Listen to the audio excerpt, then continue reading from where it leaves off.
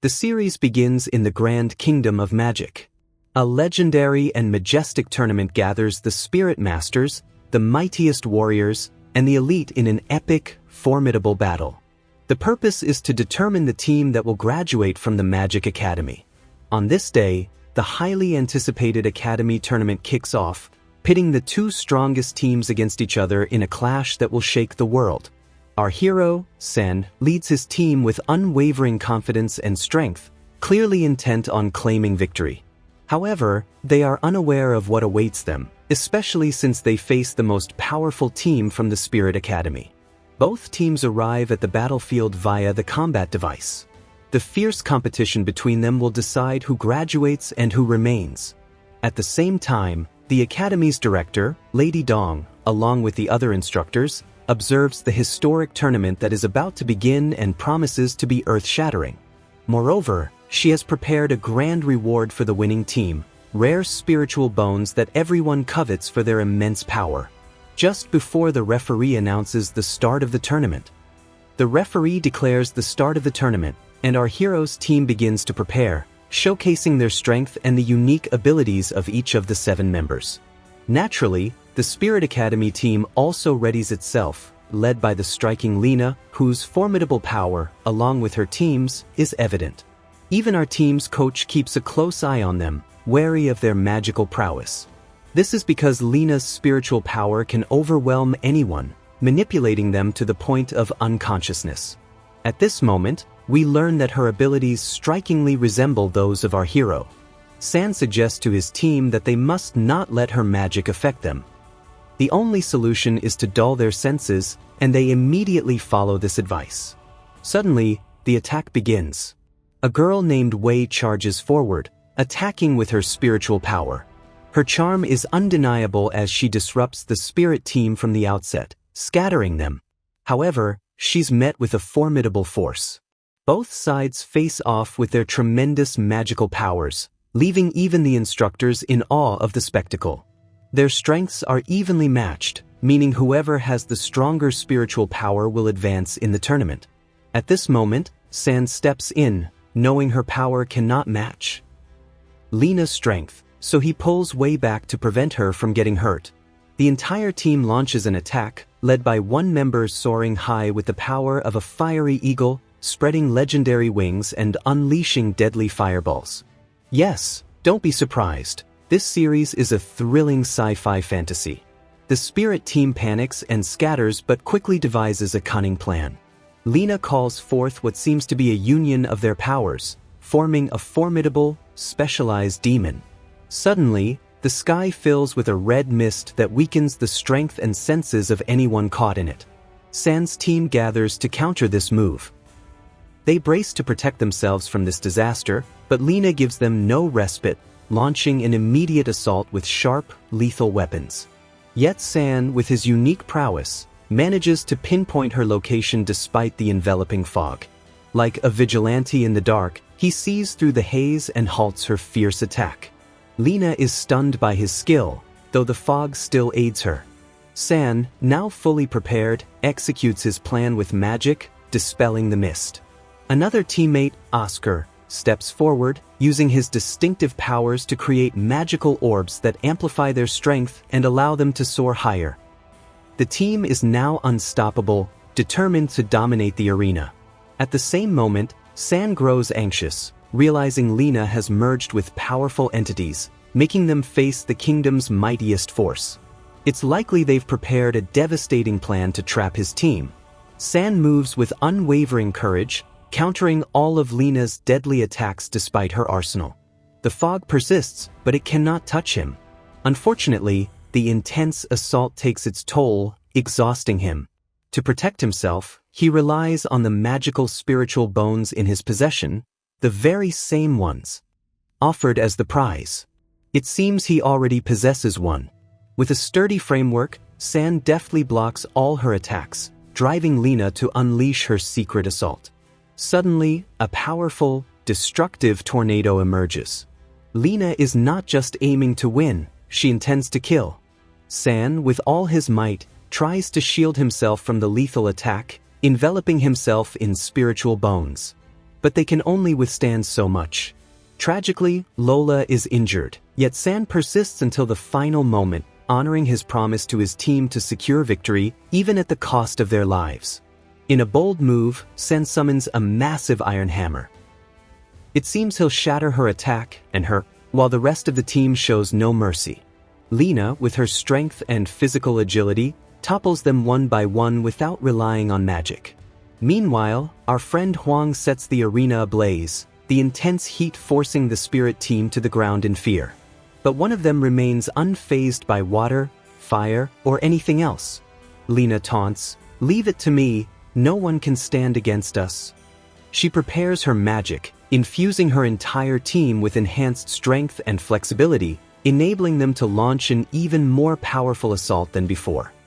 They overwhelm the spirit team, knocking them to the ground and crushing their pride. Suddenly, the moment we've been waiting for arrives. The legend emerges, having defeated the demon, clearing all the fog from the arena. Even Helena manages to break free from her powerful fusion with the entity. Unfortunately, San has exhausted all his energy and is drained. His team rushes to aid him, but the spirit team blocks their path with fierce blows. The instructors attempt to intervene as the situation spirals out of control, fearing the team's demise, but they're stopped. It's an official match, and no one can interfere. At that moment, San struggles to stand again, but the spirit team persists with relentless attacks. Wei decides to sacrifice herself, stepping in to shield him with her body. Fortunately, both survive, and San rises, determined not to regret their actions. He prepares his counterattack, hurling the remaining magical bones at the spirit team. They collapse instantly, but some manage to dodge, fleeing in haste. Then comes the shocking twist. They discover the bones are poisoned. The spirit team falls, unable to resist the toxin's effects. At that moment, Team Shirk rushes forward to San, who is at his limit, wounded all over. He urges them to keep fighting, insisting they must win at all costs. Wei, moved by his words, remains silent, especially as they learn that San's spiritual bones, his greatest weapon, have been shattered and destroyed. Despite having depleted their spiritual and magical energy, they attack the weakened spirit team with sheer physical strength. What a spectacle! Team Shirk crushes the spirit team's morale and bones, delivering powerful punches and strikes. They're determined to dominate the tournament completely, fighting with unyielding ferocity, oblivious to their opponents. Despite the blows they endure, they press on with strength and courage. The instructors witness the chaos but are powerless to act until one cleverly approaches the queen.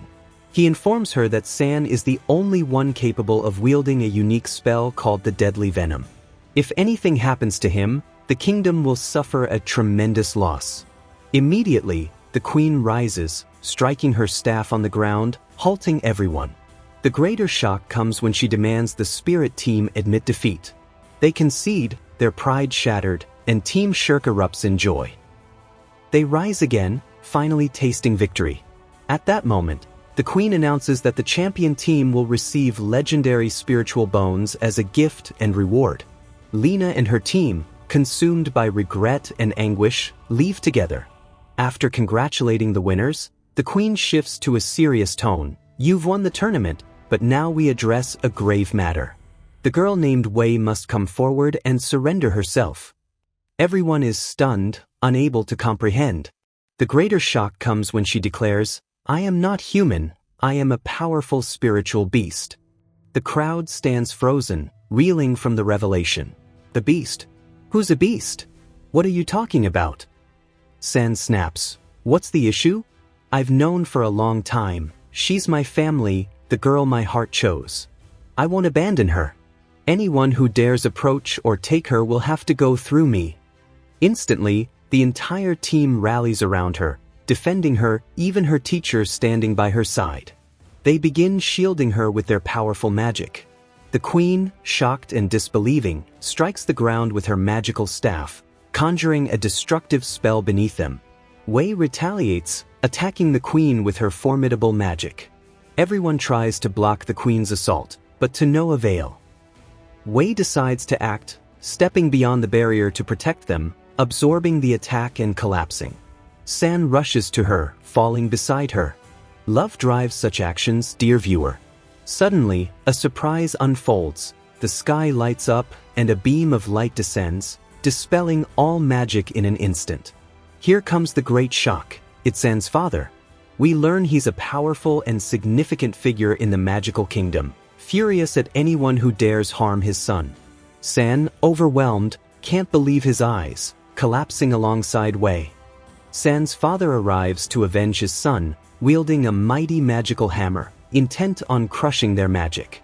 The queen rushes to him, exclaiming, "Have you lost your mind? What's happening?"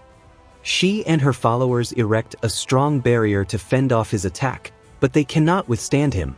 His power is devastating, unstoppable. He confronts the queen, warning, "Don't think you can escape again. This time I spared you, but next time, you won't see my face. It'll be your last day." We learn that Tang, San's father, instills fear in everyone, commanding their respect. Even the queen retreats, vowing retribution one day. That night, after the tournament concludes, they gather to purge the toxins from their bodies. Post-battle, they inquire about San's whereabouts. Wei reveals that San's father took them to ensure their safety. The teachers urge them to flee to a distant place, as the academy's queen is pursuing them, intent on their destruction. Their mentor agrees they must separate for their safety, but the team protests, refusing to abandon one another. Suddenly, a clan leader intervenes. Wei's father declares he'll take her, as she belongs to their clan and must join their lineage after graduating. Unable to object, Wei leaves with them, her eyes filled with sorrow, reluctant to abandon her team but left with no choice. However, Oscar chases after her, stopping her. The clan leader allows him to speak, and Oscar says, "If Wei is joining you as your daughter, consider me your son. I want to join your lineage too." The leader, recognizing Oscar's strength as an asset, agrees. Overjoyed, Oscar can't contain his excitement, and even Wei struggles to hide her happiness and emotions. Moreover, the clan leader offers the entire team a chance to join them. However, a young man named Mumbai thanks them but declines, explaining he hails from the Star Empire and must return soon to fulfill his duties. Even Huang rejects the offer, stating, "I want to live my life, explore the world, and grow stronger. Thank you, but I'll follow my own path." The leader looks at them and says, "Cherish every moment. From today, you'll walk your own paths, facing many challenges you must confront and endure. Our group welcomes you back anytime." They agree to reunite in 5 years during the summer, each excited to follow their own path, train, and grow stronger. Meanwhile, Wei awakens, shocked, finding San unconscious beside her. She searches for something to save them but is confronted by Tang. She thanks him for rescuing her, but he stuns her, saying, "Honestly, your presence endangers my son. The world is hunting you. The best place for you is Star Forest. It's the only place where you can live in peace and hide your true nature." Wei brushes it aside, asking, "So you don't object to my relationship with San?" Tang replies, "Why would I? Two people in love. Besides, you remind me of my past. I'll tell you a truth San doesn't know. His mother was a spiritual beast like you. It's known that spiritual beasts can reach levels that allow them to transform into humans, but their lives are always in peril. That's why spirit masters hunt them. If you want a happy life with him, both of you must become stronger and reach higher levels to achieve humanity." Moved by his words, Wei resolves, saying, "I'll leave. If I stay, I'll grow too attached and I won't be able to let him go." Tears well up as she turns to Tang, emotional. She bids San farewell, recalling their memories, their unbreakable first love. She's chosen to let him go, breaking down further when she sees San's magic still clinging to her, forming a bracelet. But she must sacrifice. Leaving her comb for him to remember her by, she heads to Star Forest. Meanwhile, the queen, at her wit's end, dispatches all her servants to capture Wei, revealing a great secret behind her pursuit. She must gather spirits urgently. Back to San, who's on the verge of death, devastated and weak, but his father never leaves his side, healing him with magic until he can stand again. San erupts in anger upon realizing Wei is gone. Frantic, he searches everywhere, heartbroken to learn she left to protect him from harm. Unwilling to accept it, he swears to find her, storming off. His father calls, "Where are you going?" barely stopping him. Tang lands a blow to snap him out of it, but San retorts, "I'm going after her, no one will stop me." He prepares a spell, driven mad by his love, even attacking his father. But he's no match. Within seconds, he's thrown to the ground again. Tang scolds, "Wake up, son, or you'll die. I'm not against you, but you're trying to protect her when you can't even protect yourself. You're weak. Face reality. If you want to find and shield her, I won't tell you what to do. Train, grow strong, only then can you search for her and stay with her." Convinced, San, dizzy and exhausted, rests briefly. San speaks with his father, questioning his true identity. "How did you save me and Wei with such strength and courage?" Tang replies, "You'll learn that secret later." It seems there are many mysteries. Meanwhile, in a forest of enchanting trees and nature, all kinds of beasts and spirits live in peace. Wei appears, now radiant and at ease, moving with grace and beauty, running through the forest like a fairy. Suddenly, San senses danger and tells his father, "My heart's uneasy, something's wrong." Tang dismisses it, "No danger, nothing of the sort. Your magic bonded with her before she left, forming that bracelet. That's why you'll sense any threat to her. But she's brave and can protect herself." At that very moment, a spider-like beast attacks Wei. She tries to evade and escape, but San's magic manifests around her, blooming roses as if he's there shielding her. They sense each other like soul twins, their love bridging 50 kilometers. Using his magic, San repels the beast, overjoyed to protect her from afar. Thrilled he can protect her despite the distance, San begs his father to train him further to grow stronger and reach her faster. Love consumes him. He sees only her. Tang agrees, saying, "Follow me and I'll teach you." Back in the forest, Wei's relief from the spider is short-lived as a massive, enraged gorilla approaches. Thankfully, it's Titan, an old friend of 10 years. She teases, "What, Titan, forgot me already?" The gorilla weeps with joy. "Where have you been? We thought you vanished or died. I'd never see you again. But I sensed a powerful magic. A strong magic, so I followed it and found you. But it vanished suddenly." Wei realizes it was San's magic protecting her. She sighs, "So far, yet so close. My love, I've finally found him. Anyway, never mind, it's not your concern. I'm talking about him. Soon I'll introduce you, we'll be a family." Titan, confused, listens as she continues, "He's my love, my everything. Take me to the great lake in the forest's heart." Overjoyed, Wei runs everywhere, awestruck by the water, calling for her dear friend Dami. It seems Dami lives in the lake.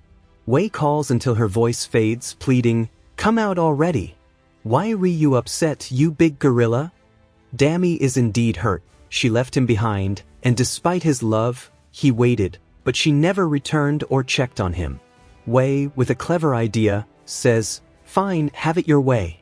I'm leaving again. Here I go, Dami, since you don't want to see me." Her friend softens, his heart melting, and he emerges from the lake, a massive, serpent-like beast. He says, "All right, don't do that.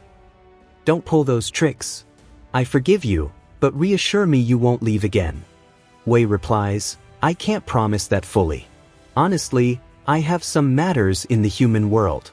She begins explaining her attachment to it, starting with her entry into the Magic Academy, where she met San. It was love at first sight. He grew close, stuck by me, and I couldn't resist. I let him in. Over time, we became inseparable, eating, drinking, training together, always side by side. She clarifies for the viewer, not sleeping together, mind you, just. As days passed, I learned everything about his life, from his father suddenly leaving for a long journey. I stayed by him like a madwoman, telling him, "Consider me your sister." He got mad, saying, "Sister? You're my family my entire life. When I grow up, I want you to be my mother, sister, everything." She laughed, "Fine, I'm your mom and sister." Both were fools for each other, growing closer from that day, though she hid her true nature as a non-human. They decided to transfer to Shirk's academy together. The instructors warned they wouldn't accept just anyone. Their teacher prepared to attack with full spiritual force, and they readied themselves to prove their worth. The team astonished everyone, excelling through their exceptional teamwork, captivating the instructors. From then, the academy chose them as a legendary squad. Imagine, they won a tournament, but disaster struck. They were all gravely injured, nearly dying. The team that defended me almost perished. Titan, hearing this, fumes, "How dare humans target you?"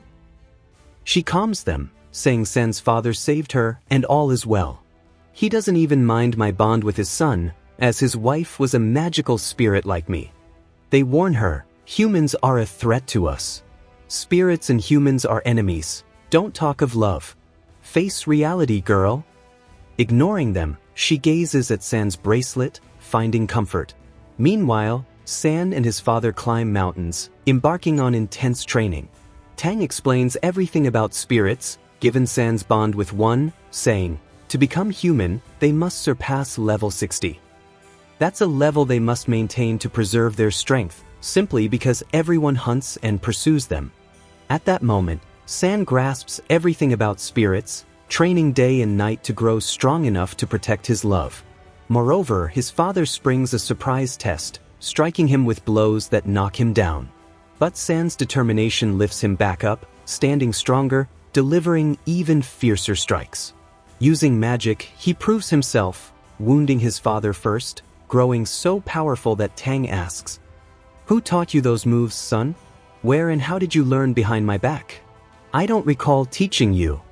San reveals a magical book, saying, "Between us, I learned all my skills and moves from this, plus crafting sharp weapons. Everything's in here.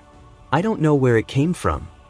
Tang, upset, says, "Forgive me, son, the book taught you more than I did." San reassures him, "Don't worry, you taught me the essentials, that's what matters most. Now, tell me honestly, how long until I can dominate, find her, protect her, and live the greatest love story?"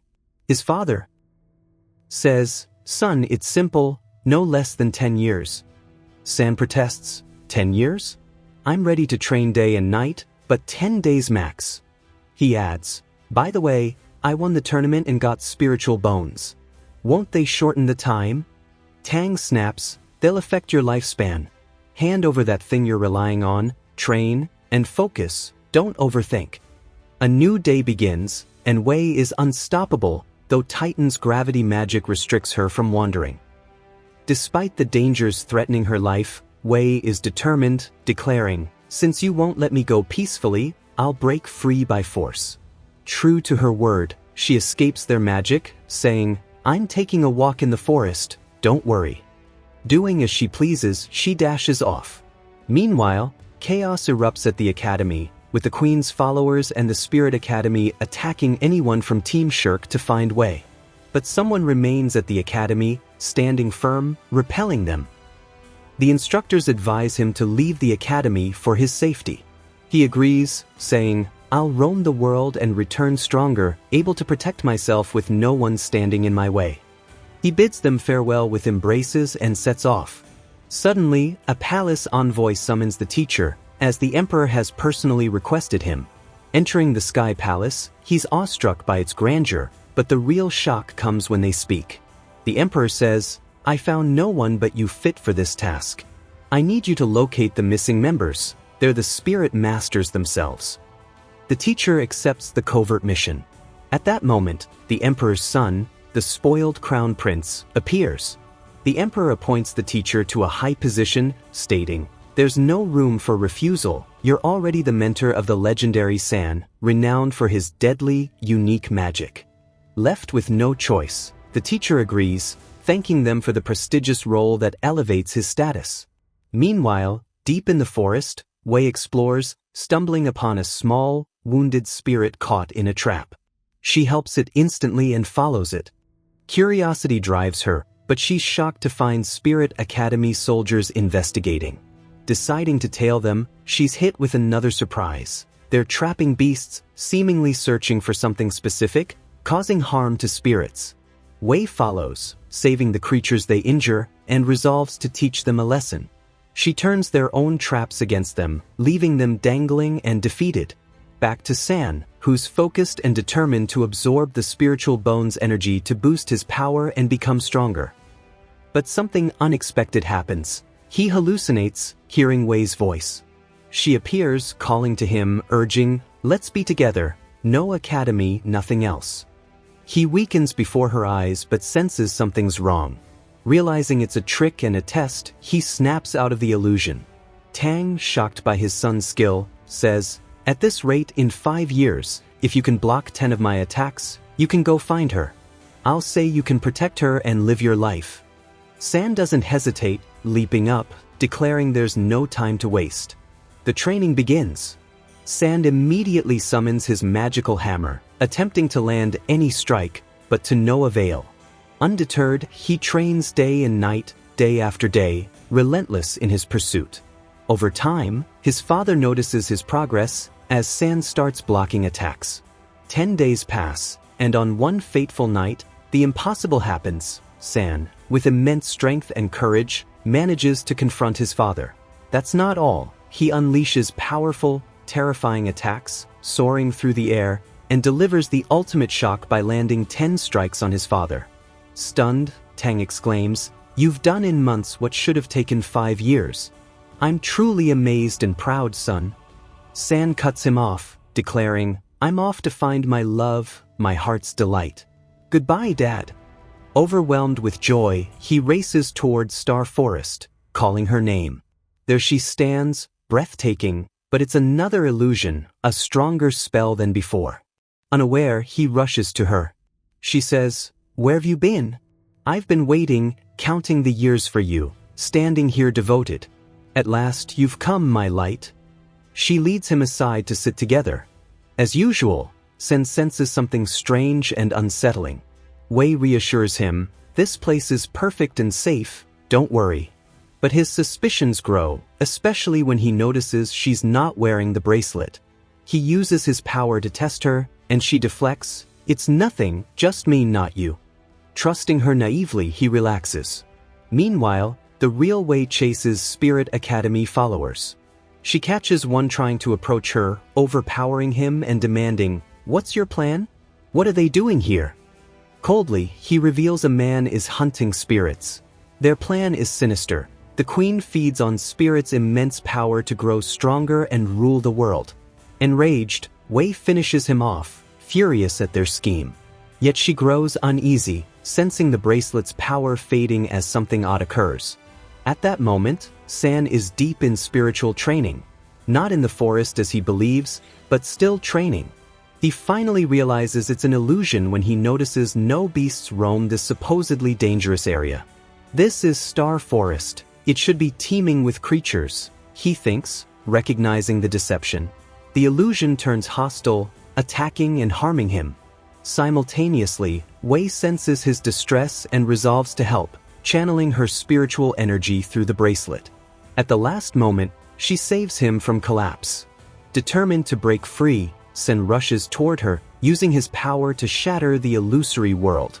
But abruptly, he's pulled into another illusion, this time within the spiritual bones. He realizes the bones are causing these visions. Awakening suddenly, he's upset and shocked. His father confesses, "From the start, son, I pushed you to madness to make you stronger. I put you through trials to overcome and focus on training." San, upset that it was all a ruse, explains how he entered a boundless, strange world. Shocked, Tang reveals, "That's the spiritual sea. Reaching it means your strength and skills are advancing." Encouraged, San trains harder to protect and find Wei. That night, while training in the forest, he spots something odd, drops of beast blood he's heard of before. Without hesitation, he tracks the beast's magic, finding it. San prepares a spell and attacks, but the beast's body is so tough that weapons have no effect. He tries binding it with thorn magic, but the enraged beast wreaks havoc. San strikes with his hidden hammer, once, twice, 3 times, but can't even scratch it. This will be a struggle. Sensing his son's peril, Tang rushes to save him just in time. But San prevails, knocking the beast down and attacking again with focused magic. With all his strength, he lands a deadly hammer blow, felling it. He begins sealing its evil spirit in the hammer, a task requiring immense power. Determined, San persists, but the energy shatters the surroundings. Overwhelmed by its force, he collapses instead of the beast, on the brink of death. At the last second, Tang reaches him, saving him, though San is unconscious and in critical condition. Tang pours his energy into San, willing to give his own spirit. Simultaneously, Wei senses him through the bracelet, realizing he's in grave danger. Without hesitation, she channels her spiritual energy to him, sacrificing all she has, even her life. Such is love's power. Tang notices, remarking, "Lucky boy, you found someone who loves you this much, giving you her spirit's energy. Even your mother never did that for me." A new day dawns, and San finally awakens from the madness he endured.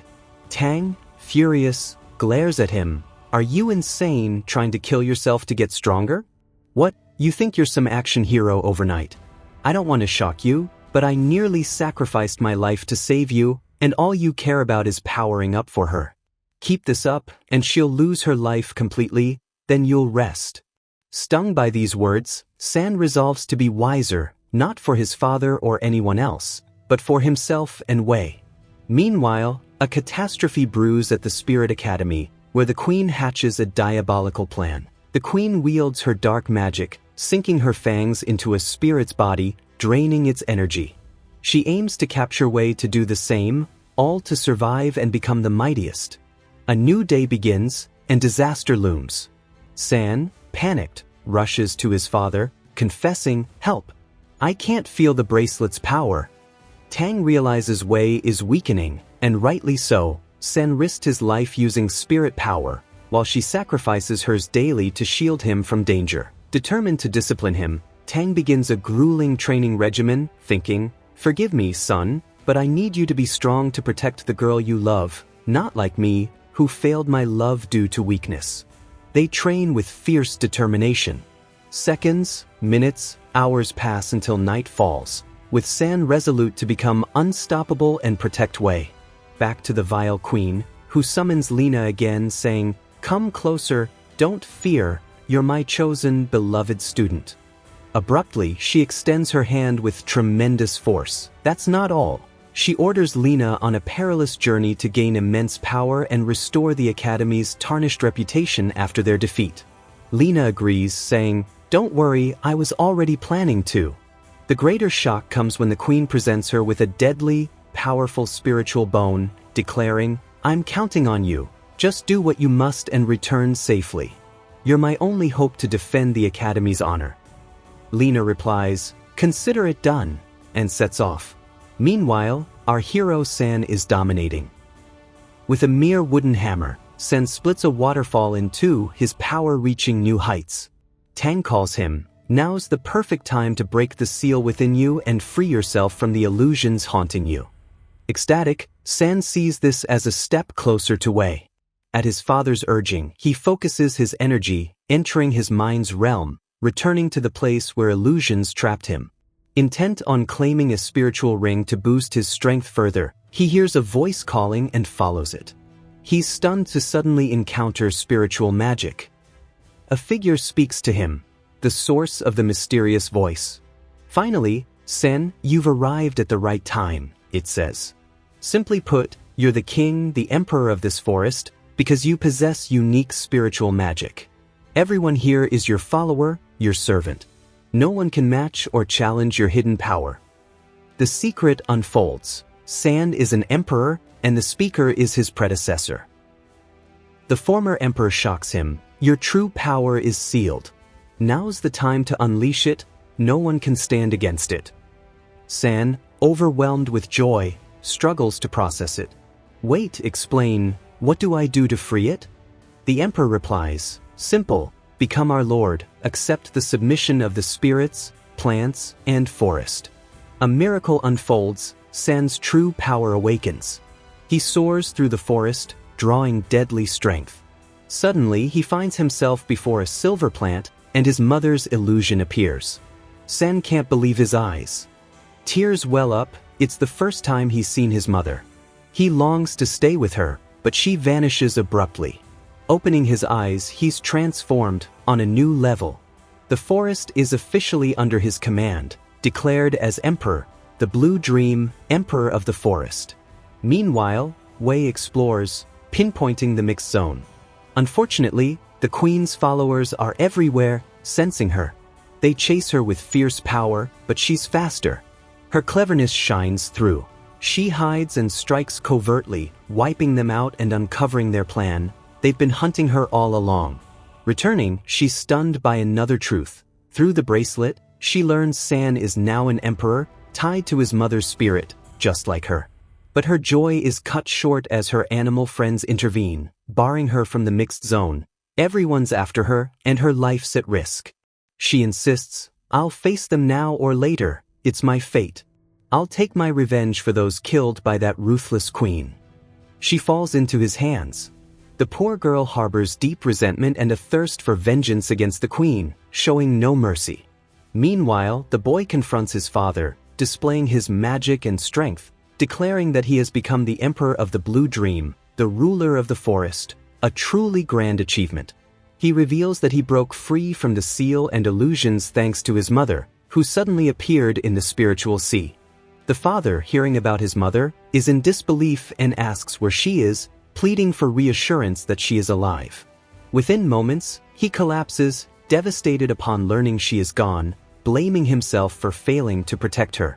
He falls to the ground, and the boy rushes to him. He tries to heal him with his spiritual magic, but the father refuses, insisting he's fine and doesn't need help. The boy retorts, questioning who he's fooling, warning that he's dying and must be treated with magic or he'll be lost.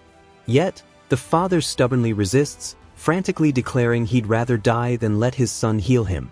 Despite attempts to stop him, the boy remains resolute, clearly taking the matter seriously.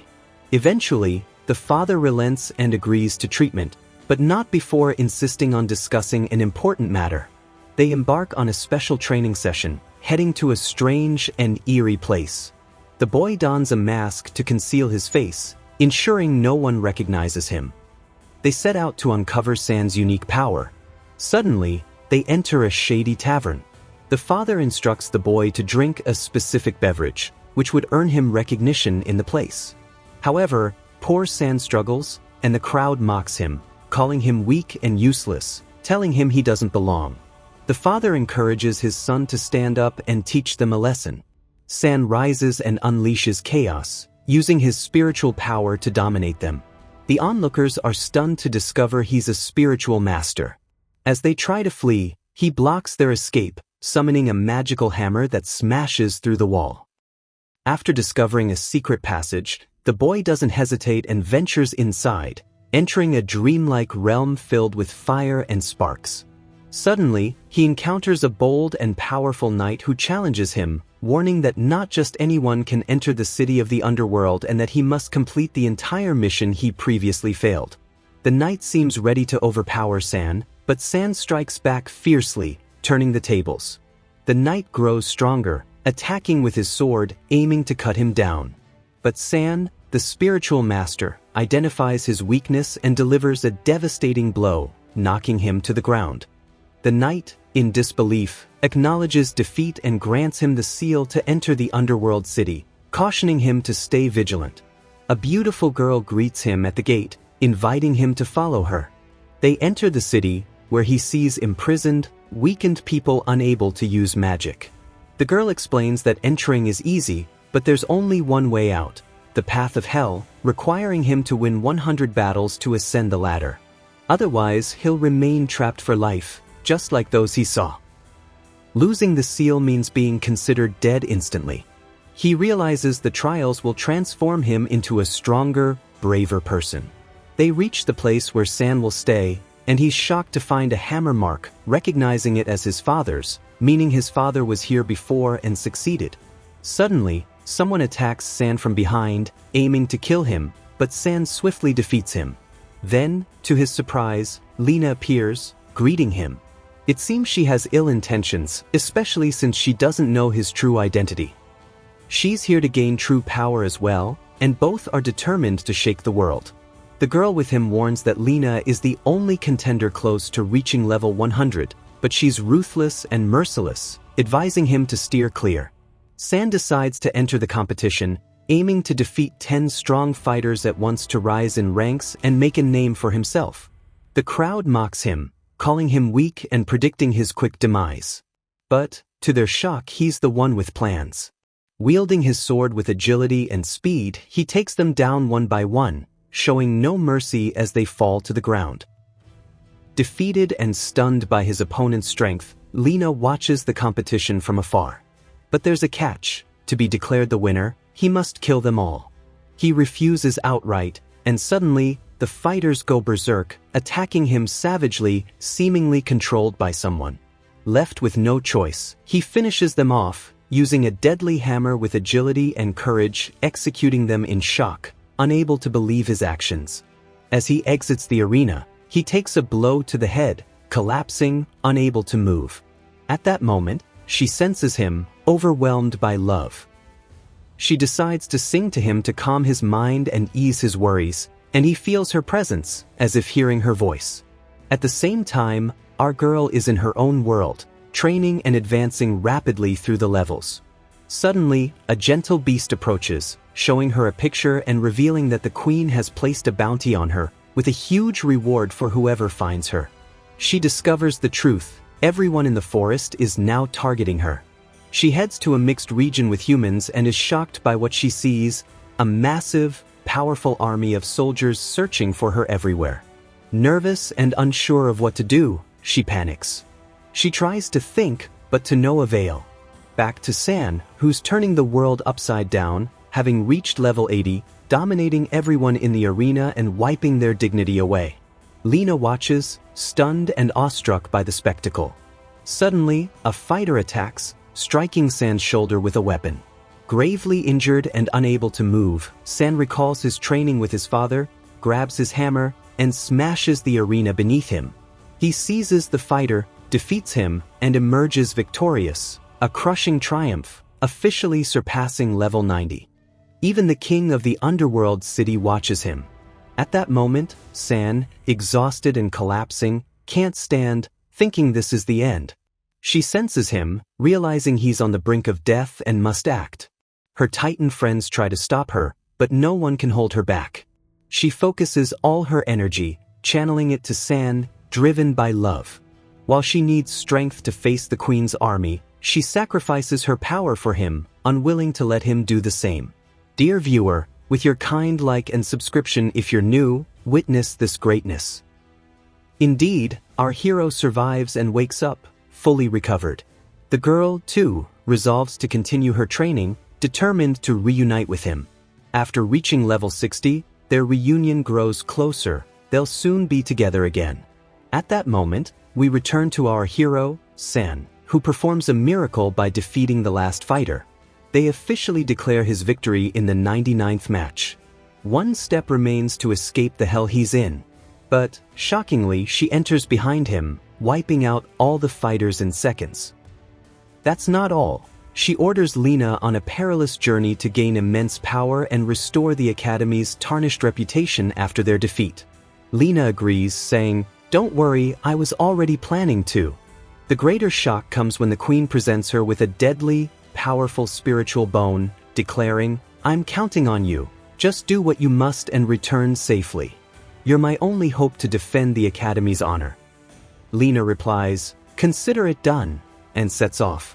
Meanwhile, our hero San is dominating. They immediately announce that she, too, has surpassed level 99. Both are furious, plotting a crushing, relentless revenge against each other. After the match, a sultan emerges in the city. Better if he hadn't. He sees a child in danger and tries to save her, but she betrays and stabs him. It was a trap, but by whom? His condition worsens, and as usual, she senses him. This time, Lena rushes to help, seizing the child and intending to kill her. He stops her, insisting the child isn't at fault for being raised in this environment, trying to protect her, but Lena doesn't believe him. She tells him the weak are destined to die, recalling her childhood days of fearless fighting. Ultimately, she decides to raise the child to be strong and merciless. But remarkably, Sen's words finally sway her, softening her heart, realizing some things are beyond control. He finishes speaking and distances himself, pondering his next steps. Meanwhile, the spirit of joy slays beasts one after another in Star Forest. The situation grows tense, filled with unease. She discovers this and resolves to turn the world upside down, seeking vengeance.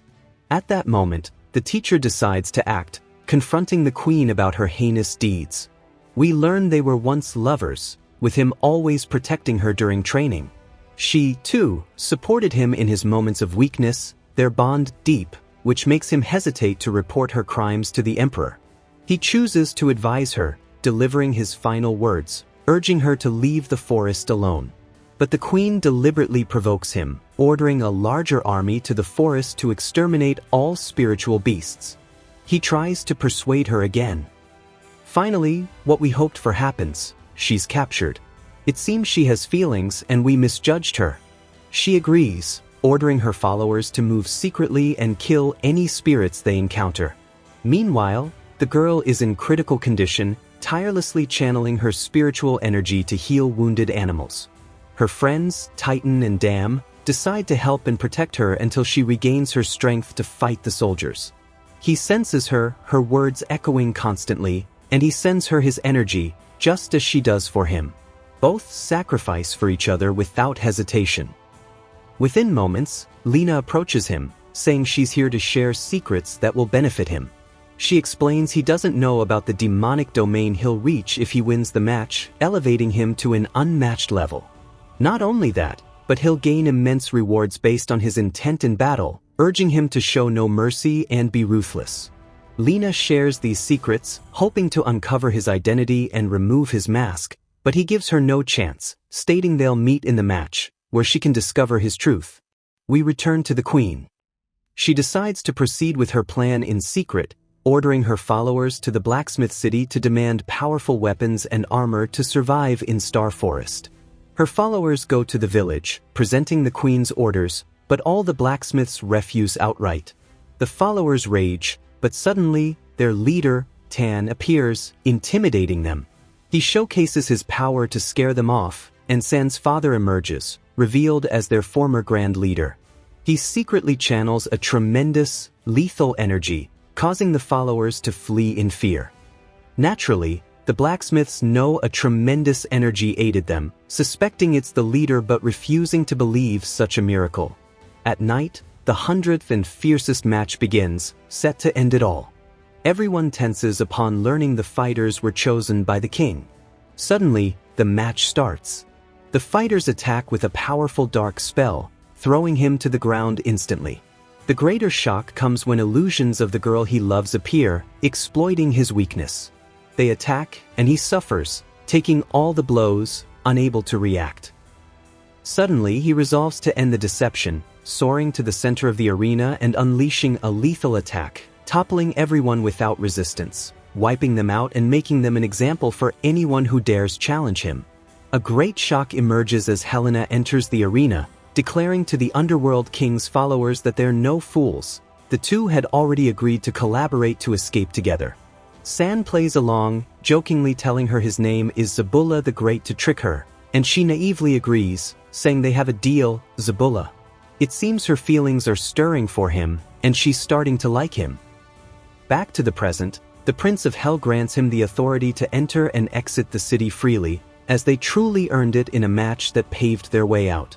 But he betrays them, shattering the ground beneath, dropping them into a strange, eerie place, seemingly a path to hell. A dark spell begins to affect them, especially Lena, but he saves her, freeing her from it. She feels she's falling deeply in love, unable to let him go, unaware that he's her sworn enemy, San, who once defeated her. They move forward, searching for an exit. A flock of ferocious birds appears, attacking and trying to tear them apart. They fight back, cutting down the birds one by one without mercy or pity. Lena is awestruck by his formidable skills, staying focused on him as they press on, hoping to finally escape. But the king of the place is behind their plight. Suddenly, he summons a massive, deadly beast to destroy the path and trap them. They flee to save themselves, but they fall into an abyss. At the last moment, the cunning boy saves Lena with agility and skill, sacrificing himself. She doesn't hesitate, doing the impossible to save him, and they return to the path of hell. It seems an epic battle awaits them against the beast. United, they charge, him hurling himself at the monster, wielding heavenly light magic, slashing with lethal weapons, while Lena joins in, delivering a single blow that finishes it. But their energy is nearly depleted from the fight, so they decide to rest briefly. Disaster strikes as they're thrust into a second level of danger. A massive, ferocious snake appears before them. Speechless from shock, he recalls his teacher warning him about this deadly snake, advising him to flee instantly if he ever faced it. He tries to escape, but the snake blocks them, unleashing terrifying flames. At that moment, Sam decides to confront it, striking with his hammer, but it doesn't even scratch her. Her body is stronger than steel. His hammer is like a toothpick to her, barely making a dent. This fight is one-sided, so they must team up.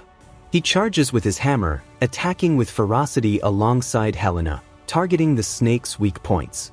The snake goes berserk, conjuring a lethal fireball to annihilate them. He doesn't hesitate, soaring high with his mighty hammer, hurling it at her, setting her ablaze. But disaster strikes. The snake casts an illusion, forcing them to fight each other, haunted by their worst memories, unaware of reality. Fortunately, he breaks free with a surge of spirit, trying to awaken Lena, trapped in a vortex of painful memories, especially her friend's death by her hands. She realizes the Spirit Academy turned her into a merciless monster. Struggling to regain control, she begs Sam to save her from the illusion, promising to serve him, broken by her torment. Determined to save her, he goes wild, wielding his deadly hammer to shatter the black magic. All that remains of the snake is a core. At that moment, somewhere, the underworld king nears death. Thus, he rightfully claims his title. Our hero completes his mission and journey successfully, taking Lena and escaping the underworld city at last. Meanwhile, as battles and wars rage everywhere, their friend, who decided to roam the world, hears of a place in the city where women are kidnapped, deceived with promises of finding true love. Huang, enraged, calls them delusional, storming to confront the gang with a surge of spirit, introducing himself as a spiritual master. A spiritual master, handsome and strong, he demands they introduce him to a refined, intelligent girl suitable for him. The gang agrees, thinking they can subdue him, unaware of his true power. They take him to meet their leader, but the moment he sees him, he recalls the truth from a past encounter when he tried to get close, only for a girl to intervene, attacking and knocking him unconscious with her strength. Back to the present, they declare him a disciple in the gang. He plays the role convincingly, earning their trust and receiving special treatment. Another figure, a spirit king named Knight, is captured by the queen's followers, who seem to have malicious intentions, especially when she orders them to summon her dear disciple from her deadly journey. Their hellish plan begins. Meanwhile, he awakens in the real world, meeting Helen, who reveals they've gained the formidable demonic domain, a unique, supernatural power setting them apart from others. He's in another world, wondering why she didn't betray and kill him when she had the chance. When he was unconscious and vulnerable, she says he's foolish. She saved him because he saved her, a life for a life, and she'd never let him die. He declares their bond over, calling them enemies in this world since she belongs to the Spirit Academy, responsible for heinous acts. He finishes, keeping her at a distance. At that moment, the queen's followers reach Helena, while Sam is on his way. Finally, he meets his father, who hopes the journey taught him. He replies it taught him much, and he's ready to find and protect the girl he loves. The father calms him, saying it's not that extreme. His brutal intent in battle is clear as day, a result of his time in the underworld. Here, if anyone sees him, they won't spare him. He must rest and return to his true self. At that moment, the gorilla and spiritual beasts strive to rouse her from her slumber, weakened and exhausted. As the forest faces attacks from the queen's followers, Sam senses her fading, immediately focusing all his strength to save her from death, and he does. His immense power reaches her, but the poor girl spirals, haunted by her final moments with her mother, unable to forget or move on. At the same time, Sam, having sent all his strength, collapses from exhaustion. Both suffer, facing life's challenges with courage and love. By night, he awakens, frantic and worried for his father, who reassures him he's done enough. She'll face tough stages, having chosen to become human, while he loses control, overusing the demonic domain. His father warns him to focus and restrain himself to avoid self-harm. He adds that such behavior could harm others. Back to our friend Huang, the wanderer, who's watching Polo deceive and rob a new girl. Suddenly, a beautiful girl intervenes, yelling at the victim to wake up, calling Polo a liar who fooled her with crocodile tears. The victim snaps out of it, and Huang helps, stopping Polo. But Polo's followers attack the warrior girl. Huang protects her, igniting the scene, and it seems someone's fallen for her. Mesmerized by her beauty and bravery, he learns she's a spiritual master. He's more shocked when told what happened. Polo's actions led to his downfall, making him a citywide example. Huang interrogates him, demanding the truth about the missing spiritual masters, including a boy who vanished without a trace. Polo swears he knows nothing and has no involvement, begging for mercy and freedom. Meanwhile, the queen, in her palace, contemplates her plan, but is interrupted by someone claiming they're not lying.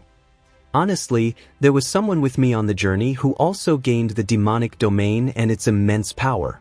The queen, furious, orders her to find and capture him, as he could be useful.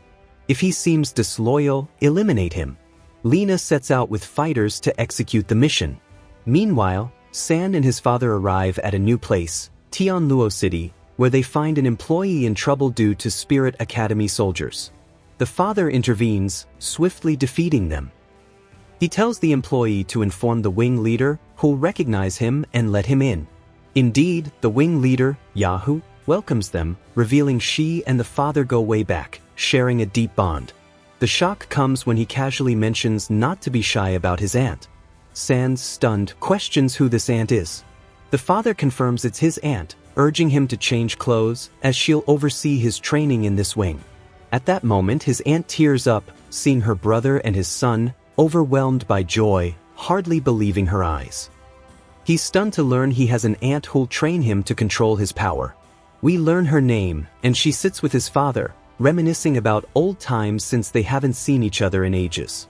She mentions her brother Xiao, unmatched, who rose to lead a unique tribe.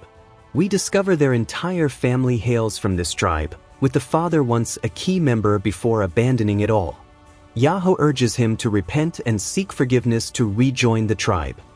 It seems the father caused trouble, but he brushes it off, saying he plans to return with time and patience. At that moment, San enters, asking for new clothes. The father, moved by his grown son, tells him this marks the start of a new journey to grow stronger and master himself. He instructs him to meet in the valley after training, entrusting him to his aunt before leaving.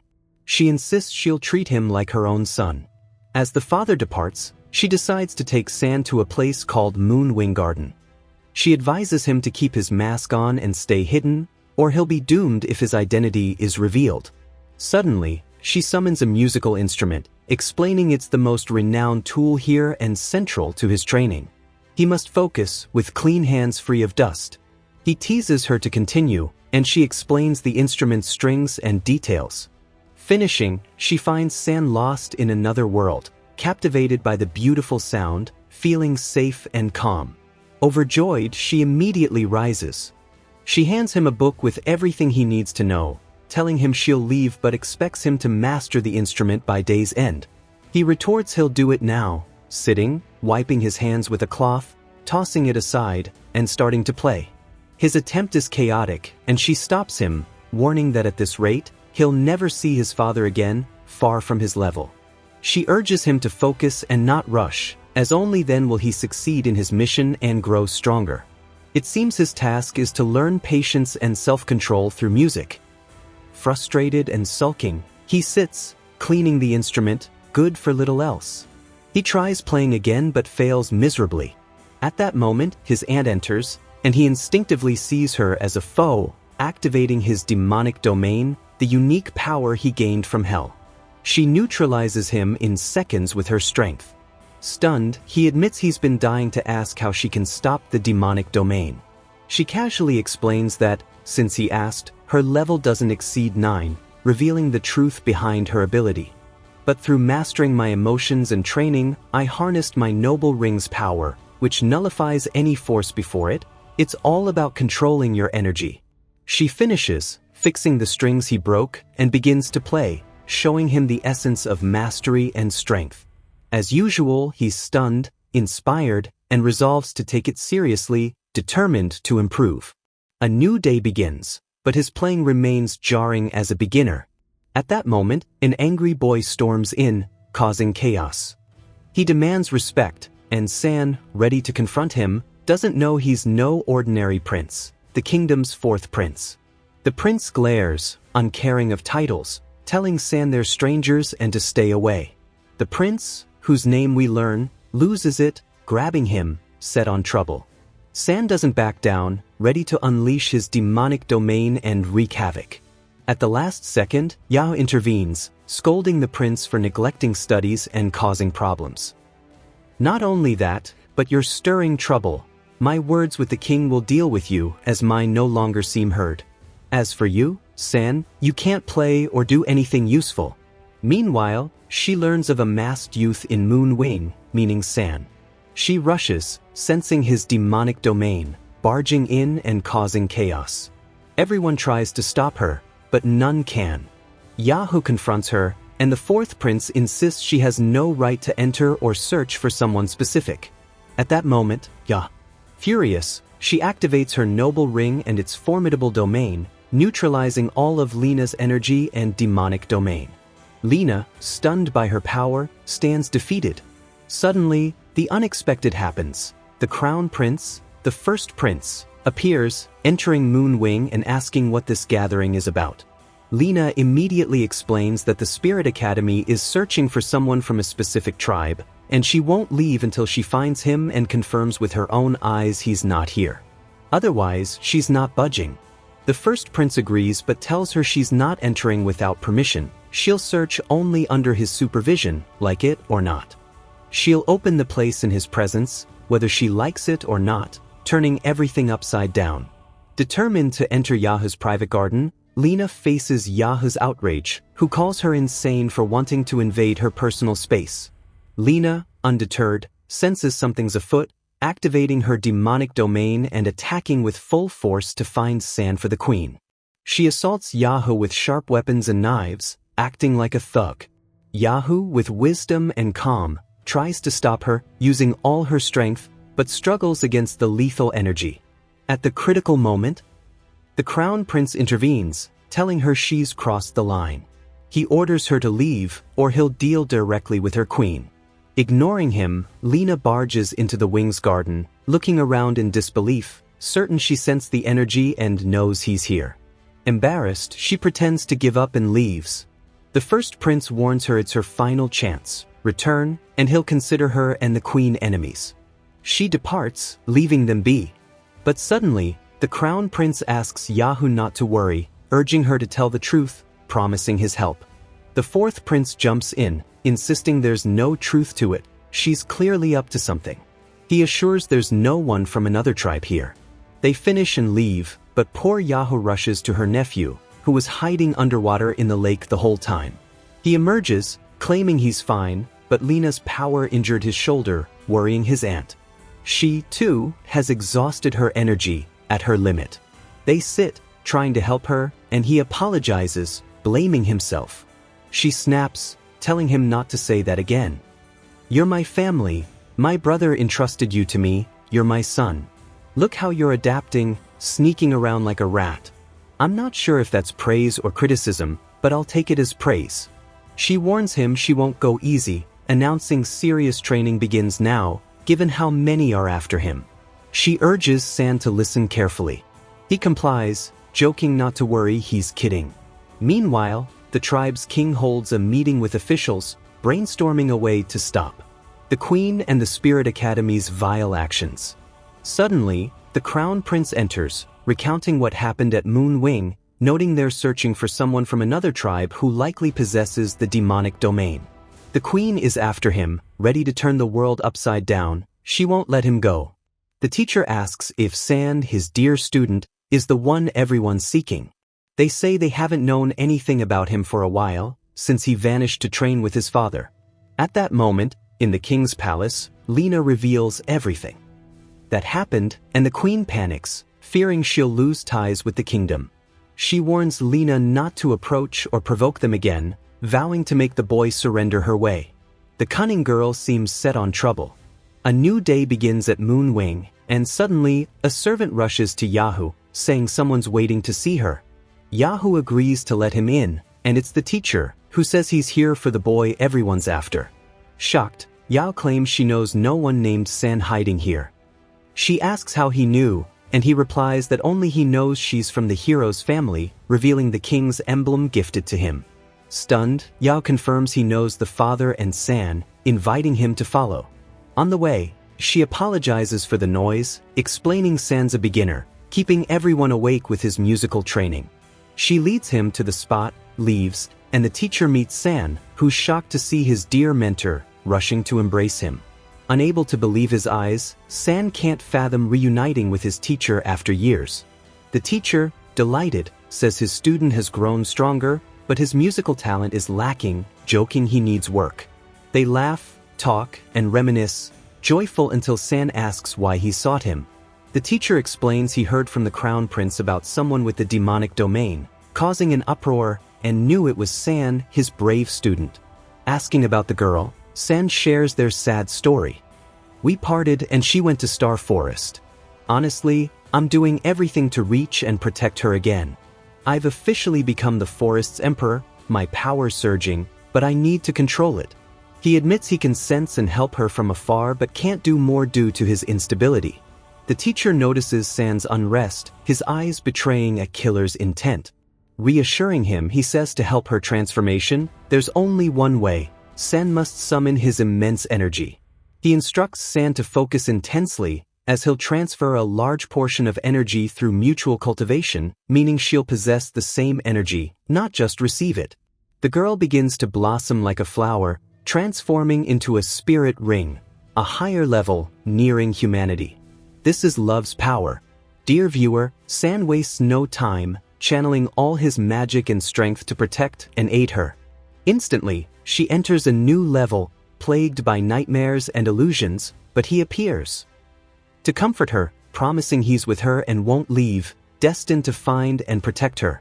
He concludes his vital talk, and the teacher mentions the Grand Leader is looking for him, wanting a discussion. San agrees to go himself. Before leaving, the teacher reminds him of his promise to reunite with the team in 5 years. They smile, and San resolves to go, but with his beloved. A new day begins. The teacher leaves, but his impact on San is clear. The boy plays calmly, greatly improving his energy control, training day and night, determined to shock everyone with his abilities. He also consistently aids her. The girl's condition improves daily, advancing levels, all due to love's power, astonishing her animal companions, Titan and Dami. If you forgot, dear viewer, the next day, San's playing disrupts everyone. He becomes the center of attention at Moon Wing, and even Yahoo notices, proud of him. Back at the palace, the Crown Prince tells the Emperor his new plan: to host his birthday celebration. The Emperor questions why, as he usually avoids such events. The cunning Crown Prince explains he senses someone from another tribe hiding in Moon Wing, with everyone talking about a masked youth Yahoo cares for. Plainly, he's the one with the demonic domain, and they must control him before the Spirit Academy does. The only way is an official invitation to the party. The next day, the invitation reaches Yahoo, who says she can't refuse, as it's a royal decree. At that moment, San intervenes, noting the Crown Prince is sharp and not to be underestimated. Years ago, he met him, but now, changed and stronger, he's unrecognizable. He assures Yahoo he'll go unrecognized. Yahoo permits him, urging vigilance. A new day dawns, and the Crown Prince's lavish party begins, filled with nobles and officials, including the masked San and his aunt. Suddenly, the Crown Prince greets him, saying he feels they've met before. San replies he's never met someone as handsome and noble as him. His eyes could never forget him, San adds, charming the Crown Prince, who requests he play a piece for the esteemed guests. At that moment, the drunken, weary prince stumbles in, mocking who's playing, claiming San's music once nearly deafened him. But San shocks everyone, brimming with confidence, sitting to prepare. Suddenly he begins, noticing spiritual masters around, playing alongside them. He strives to match and surpass their speed, dominating them. No one can resist his control. At that moment, the girl senses his strength, waiting. She feels calm, relieved from her nightmares. He finishes playing, thanking the Crown Prince for the grand opportunity. Stunned, the prince offers him a chance to join their academy and train at the palace, praising his triumph over the spiritual masters. San politely declines, Yahoo explaining he's decided to stay at Moonwing briefly before a new journey. They conclude and return at night. San bids farewell to his aunt, who assures him she's confident he's reached a stage of self-control. She tells him not to be upset, she must go. My father comes first, then I will search for the love of my life. Why is she so happy? She tells me to introduce her when I find her because we are already one family and kin. Tears stream from her eyes as she is deeply moved, yet she bids him a final farewell. Meanwhile, in the palace, the prince is restless as the king's life fades, and this prompts the heir to expel him from the room. But before leaving, he decides to take one of his father's pills, suspecting something amiss. He hands the pill to the leader and urges him to investigate further. It seems a conspiracy is being orchestrated against the king. We return to our hero. He arrives at the valley thrilled to meet his father, but is struck with the shock of his life upon seeing him. His father has lost an arm and a leg. The son cannot process the trauma as his joy turns to sorrow and grief. He rushes to him in disbelief, demanding the name of who did this, vowing to bring them dead. His father calms him and reveals with a heavy heart that he did it to himself. No one in the entire continent, by the way it's called Dolu, could approach him. The reason was he had to extract the spirit bones from his body, and that was the only solution. The only way I knew how. The father, clearly affected and pained for his son, decides it is time to reveal the truth about himself and his past. He summons his mighty hammer, splitting the waterfall behind him. A hidden cave appears and he enters, followed closely by his son. The boy is confused, unable to grasp what is happening, especially when his father suddenly tells him to greet his mother. At that moment he looks at his father and asks who he means. All he sees is a plant, and from it emerges a figure containing his mother's spirit and her final energy. In that moment both father and son are overwhelmed, especially as his mother's spirit speaks, recounting everything that happened to him. They marvel at how he has grown and become strong, inheriting her power and becoming the emperor of the forest. Not only that, he even met his aunt. The father begins to tell his son everything. Years ago, when we were young, our tribe was renowned for our strength and unity. We were its pride, so much so that they entrusted us with the spirit bones and safeguarded them. Even our leader, our father, decided we should leave the tribe, train for 10 years, and return as its leaders and spirit masters. Indeed, the leader's trust was well placed, and we made a name for ourselves, becoming among the greatest spirit masters in the continent. One day I met a beautiful girl by chance in the market. Our eyes locked, and in an instant I felt she was the one. My heart chose her, and she asked for my help. She was a thief, yet I helped her anyway. What could I do? She stole my heart too. She took from the rich, gave to the poor, and cared for them. From that day I fell in love with your mother, named Lien. Not only that, but out of my cleverness and love for her, I suggested she join our journey to grow stronger and be protected. That was my intention, and she agreed, especially after learning that they were the most renowned spirit masters of their time. The team began its journey supporting and protecting each other in every situation, even saving vulnerable children from danger, until the day your uncle returned to the tribe. I, of course, stayed with the love of my life and discovered her truth, that she was a peaceful beast spirit. We decided to marry and live in joy and peace. The day came when I planned to take her to the tribe to be welcomed, but oh, the shock. On our way we were ambushed by the military spirit base. They were already tracking us and surrounded us, but we united and managed to escape by unleashing our spirits. Yet the tragedy was that we couldn't return to the tribe. Everyone was targeted. Even my father died of grief and rage. From that day we fled to the forest. You were born and brought light to our world. You were our hope and joy after years of suffering. Until suddenly in the midst of our journey we discovered the military spirit academy was still hunting me. This time I had enough. I vowed to defend my family. I confronted them and oh, the shock. The father recounts facing powerful officials and spirit masters. I managed to defeat them one by one, wiping the floor with them, but then disaster struck. When a deadly energy arrow pierced my body and I fell to the ground in an instant, your mother appeared, shielding me with her body while holding you. She declared to them that she was their target and their demand, urging them to spare her family and she would surrender. That brave woman restrained me, left her son and sacrificed her life. Suddenly the earth shattered and a tremendous legendary energy emerged, deciding to end itself so everyone could find peace. She bid farewell to her son, entrusting me to protect you, San, and live in peace. Oh, the sorrow and tears. Her spirit faded like dust, vanishing into the air. He grabs his son and summons his mighty hammer. Enraged over his wife and blind with fury, he attacks them, shattering everything, soaring into the sky. He crushes their faces, tearing them apart, making them regret the day they were born. But what good is grief after it's too late? The love of his life is gone. Their leader loses control, fighting with his deadly sword, striking with immense legendary power, delivering a fierce hammer blow. They were annihilated.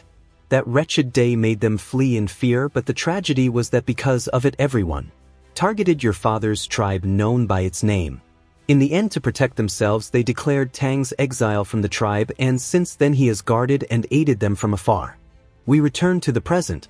He finishes recounting his story and past to his son Hassan, revealing all the sacrifices his mother made to protect him.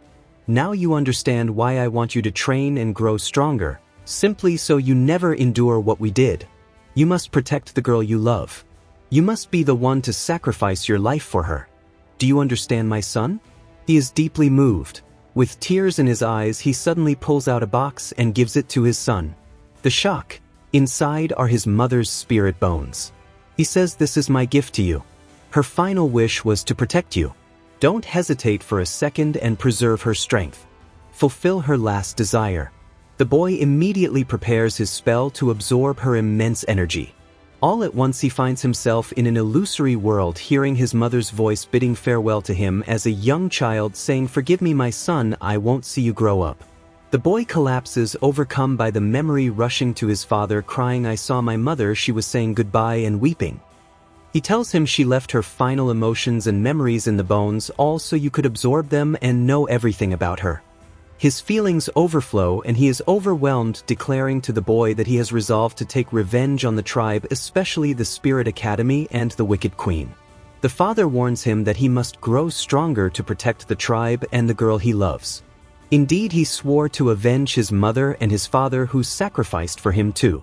We return to the vile queen, who has begun a terrifying plan, meeting with the Spirit Academy's leader and teachers, announcing, "I came here to eliminate you." The leader can't believe his eyes, and in an instant his body is torn apart, impaled by the queen's legendary spirit bones. He dies in seconds, unable to comprehend her audacity or what happened. She declares she needs power in times like these, and there's no better prize than him.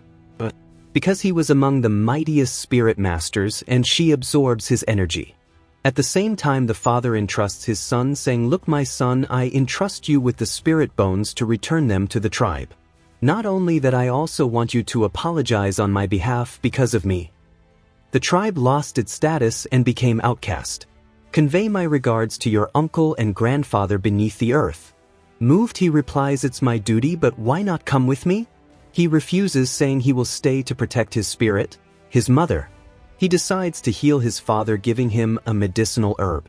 But the shock comes when he learns of a mythical place that could restore his wife's plant spirit and possibly bring her back to life. At that moment he takes his father, arriving at a strange, eerie place where water and fire converge. This is the secret that will heal his mother's spirit, allowing the plant to grow in health and peace. He tells his father this is the safest place to plant the spirit plant so it can thrive. He begins to tell his father that he trained there day and night. Over time he discovered medicinal healing herbs there, and they were delighted to plant the spirit plant, which indeed began to grow and bloom, showing it truly suited the place. The father, proud of his son, says, "My son, you are fortunate to have trusted friends and the love of your life, and you managed to reach a place like this." In short, they go to rest a while. We return to the palace, specifically the king's chamber, where the prince senses danger threatening the king. The servants strive to find medicine for the king, but the poor boy fears for his father, causing a scene, declaring, "From now on no one cares for the king but me. This medicine must pass through me before reaching him." He pretends to administer it, but in truth hides it. At that moment the heir and the poison expert leader appear, signaling him to follow. He hands over the medicine, saying he is uneasy. The issue is the man's health is failing, he is dying, not improving. In short, I suspect something beyond poison. I need you to take this medicine and analyze it, and report exactly what's in it. The leader agrees, being an expert in the matter, and assures he can also craft an antidote against the poison. Meanwhile, you must protect the king and stay by his side. We return to San, continuing his journey, reaching level 60. He is told to pass through Star Forest to meet the girl he seeks, the love of his life, because by now she too will have grown stronger, having passed the tough phase and training she was in. He is overjoyed, thrilled at finally reuniting with his beloved. At the same moment she is trapped in a cycle of nightmares and illusions, unable to move past her mother's death. He appears suddenly in her illusions and she is stunned, unable to believe it, asking what brought him here. He replies, "I came for you. I've done the impossible, and now it's your turn to break free from these illusions. You are strong and can overcome this. The key is you must accept your mother is gone, and I want you to be stronger and live your life." He vanishes and she makes her choice, causing all the nightmares to fade. It seems only a few days separate them now. Just days until the legendary awaited reunion everyone anticipates. Don't forget your lovely like. I asked for 50,000 likes, and honestly you managed 200,000, but you're amazing and I'm satisfied, praise be. So if you've reached this point, don't forget to hit 30,000 likes quickly, and if you're new, subscribe so we can continue the story. I'm right here with you, not going anywhere. Our friend successfully completed her transformation, descending to the earth with grace and beauty. She feels reborn with joy overflowing. Even my ears are touched for her. They tell her Nissan never left her side, fueling her with energy and strength to pass this phase, and she is deeply moved. Feeling ready to meet San and begin their journey together, but suddenly the unexpected, or perhaps expected, happens. She hears a loud noise from the forest. It seems the Spirit Academy has launched another attack. Without hesitation, she resolves to find a solution. At the same moment, our hero begins his quest to reach her, encountering a group of children on the way. He stops them, asking if they know the tribe. They gather around, teasing him about what tribe, uncle. San grows frustrated, especially when they snatch his map and run off. The poor boy chases them but falls into a trap, tumbling into a pit. And that's not all. It doesn't take 2 minutes before one of the kids returns with a group, and surprise, they're tribe members. They grab him, asking, "Who gave you this map, friend?" He replies, "Take me to the tribe and I'll explain everything. In short, I'm here on behalf of my Aunt Yaho." Indeed, the group takes him, but cautiously they run. One named Long challenges San to race him. They dash after him at lightning speed, reaching a high mountain, but the shock, they climb it like a ladder. Not only that, the surprise is they must cross an iron chain to reach the tribe. Crosses and succeeds, but the others falter, stuck halfway, unable to do anything. A fierce beastly hawk breaks the chain, attacking them, and sadly everyone falls. They scream except San, who soars high with his mighty strength, saving the remaining two with his unique magic, blue-silver magic. Everyone is awestruck and stunned, so much that Long shakes his hand, saying, "I trust you now. You break all limits." They introduce themselves, and at that moment he stands before the tribe's gate, wielding his magical hammer to enter and pass through. The gate gaining permission, they explain the path to his destination. A tribe where you keep walking straight until you find the chief, simple and easy. He goes and enters and hears the surprise. His Aunt Yaho is there. He wants to greet her but notices the current chief, also his uncle named. Oh, I mentioned him but you probably forgot, and so did I, dear viewer, no big deal. His uncle treats him coldly, asking, who brought you here? Don't you know your father was banished from the tribe? And why would he send you instead of coming to apologize himself? He persists, apologizing and bowing, saying, please, I came so you'd accept me into the tribe and forgive me and my poor father too. The chief, furious, smashes the place blind with rage, shouting, your father caused the tribe to suffer. We lost our name among all tribes because of his beastly spirit love. Suddenly he interrupts, saying, my father sent me with this box seeking forgiveness and shock. The chief is stunned when he opens it, revealing 2 spirit bones. Dear viewer, you're as shocked as he is, unable to believe his eyes, saying, what did your mad father do to himself? Those insane bones require sacrificing an arm and leg. Moved, he feels true pity for his brothers, seeking their forgiveness and insisting they must accept his son. The chief, resolved with tears, recalls memories of his family, especially the one always by his side supporting and protecting him. He decides to truly accept his place, caring not for the leader's words or anything else, saying, are you ready, my son, to join the tribe officially? San steps forward, speaking with his aunt, who says, look, my son, see those figures there? They are the bodies of tribe members who died defending us. The Military Spirit Academy caused all this because he refused to hand over his wife. The fault isn't his. In short, it's the Academy's evil. Furious, with vengeance filling his eyes, he vows to grow stronger and avenge the tribe, his mother, his father, and especially his grandfather who died of grief. In short, he swears to restore the tribe's glory and honor. A new day begins and we return to the tribe, where the chief summons the elders. Oh, they all question what the traitor's son is doing here, insulting him and opposing his joining. But the chief tries to convince them, showing them the spirit bones, saying this is the father's apology. Yet despite it all, the stubborn elders refuse, declaring, in these times we'd accept a beast's son who caused the death of our eldest chief? Enraged at hearing insults about his mother, he loses control, shouting, you've crossed the line. In short, I'll break your faces and this place. The chief stops him at the last moment, saying, shame, my dear, these are elders. You must show respect or they won't accept you. The boy agrees but insists on challenging the elders in combat, declaring, if you object to the insults you hurled at my mother. The elders too grow furious, saying, someone like you dares speak to us this way? We'll teach you a lesson. The challenge begins between one elder named the chief, and everyone watches with eagerness and excitement, wondering what he'll do. The fight starts and both summon their mighty iron hammers, attacking each other with fierce determination. He tries to find any opening to strike, but the boy, consumed with rage, spins in a legendary whirl, dodging attacks with incredible agility at breakneck speed. Not only that, he lands a devastating blow using the demon field and silver spirit power.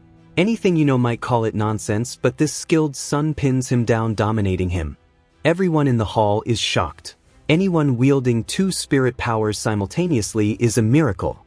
Indeed, his aunt reveals the truth. He possesses dual military spirits. In short, a legendary fighter with no equal in the world. Not to mention the fearsome demon field he recently mastered. Everyone is stunned, and in moments it's over. Now our hero, emboldened, demands to challenge the grand leader, descending to the arena and preparing his weapon inherited from his father, who died because of our hero's father. In short, he's fueled by grudge and hatred, raging and saying, if I lose, you apologize for insulting my mother and allow me to join my tribe. Both are set to shatter everything, showing no mercy, fighting over the iron chain. One mistake and the leader's done. He declares, I won't use my full strength, but if I lose, I'll break your unique spirit, the mighty hammer, the only thing proving you're from our tribe. In short, San agrees, preparing for battle. Wasting no moment, charging with his hammer, blocking a fierce blow, consumed with rage, attacking with blue-silver magic so intensely the leader realizes from the start he must face him with full strength. Everyone is shocked when he uses a 3rd spirit bone. A 3rd, and no one believes their eyes. He used the first, they called it legendary. He used the second, they called it a miracle. He used the 3rd, and no one can fathom what's happening. He strikes with relentless ferocity, landing insane blows, delivering a terrifying boom, but the leader isn't easy wielding. Another hammer shattering everything. The shock.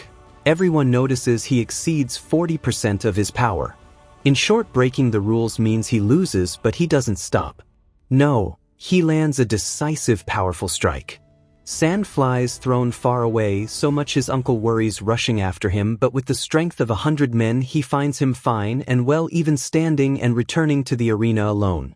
The leader can't believe he survived his critical hit, yet casually gathers his strength. The elders declare their defeat, deciding they must begin the rites to admit him to the tribe. A young man. Like this would be a loss to let slip away. The leader begins to recover, channeling energy to revive him. As soon as he opens his eyes, he finds the leader apologizing for insulting his mother, adding, "You're the only one who forced me to use my full strength, and it didn't even faze you. In short, you're a source of pride and strength for us." He finishes and they enter the hall where his uncle and all the elders are gathered, saying, "Look, my son, plainly and clearly you're the exceptional one suited to restore our glory and prestige. To do so you face 3 tasks and sadly no one has succeeded in them yet." He replies, "Just command me and I'll execute them with ease." They say the first task is to reach level 80. He responds, "It's simple. Note I'm nearly there at 60. They continue, the second task is to defeat a mighty spirit master and dominate him. As for the third and final task, you must like and subscribe to the channel. If you don't subscribe to Movies Room, you'll lose much, including people's love, respect, and esteem. No one in the tribe will respect you, so look, you must subscribe and like the channel, and then we might give you a fourth task to head to the spirit chain during a period called the Sorrowful Years. From the name it's clear it's a disaster, an impossible task for him. Even his uncle says, don't we feel we're asking the impossible of this poor boy? Great spirit masters couldn't handle these tasks, and he's expected to finish them in 10 years when a normal person would take 20 to 30. But the leader declares once he completes these tasks officially, he will proclaim him the new chief of the Houghton tribe, meaning he'll be chief in this manner without hesitation, fully accepting the tasks, gathering himself, and setting out, vowing to restore the tribe's glory and be their pride. He must become the next chief. Meanwhile, we return to the Tindo kingdom where the heir turns everything upside down, discovering the king was poisoned with secret pills, suspecting his brother the prince. He orders the guards to search him. In shock, unable to process, he swallows the pill he had. Yes, dear viewer, as you and I suspected, it turns out he is indeed the traitor. At that moment the heir meets with the teacher and another official, explaining the situation, that the Spirit Academy is plotting. The plan is diabolical. With proof, they summoned all spirit masters, learning the information from a reliable source, students. It can't be a lie, and the heir, listening, says he'll handle it, but the tragedy, oh the tragedy. As they leave, someone from the Spirit Academy calls, urging him to act fast. It seems the heir is entangled with the Spirit Academy too. We return to the queen, absent for a bit but still steeped in her evil. Indeed, dear viewer, the madwoman remains mad, gathering all spirit masters from every city, declaring, look everyone together, we seize the Dolu continent, making all submit to us simultaneously. Finally, the anticipated meeting between the academies arrives.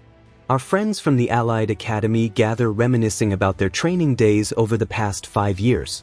The teachers are stunned by the high levels the students reached, even betting on another level certain he surpassed them all, requesting they showcase some abilities before the new students to impress them.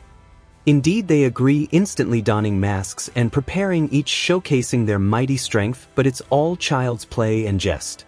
The legend joins them, entering with a fiery, powerful presence, and the real fight begins, unleashing force that shakes the place with his aura.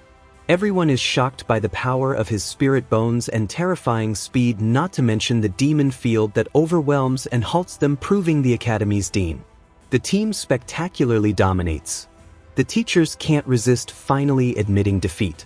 The dean says they were just lenient, nothing more. Meaning, don't think you won due to your skill. No, no, no.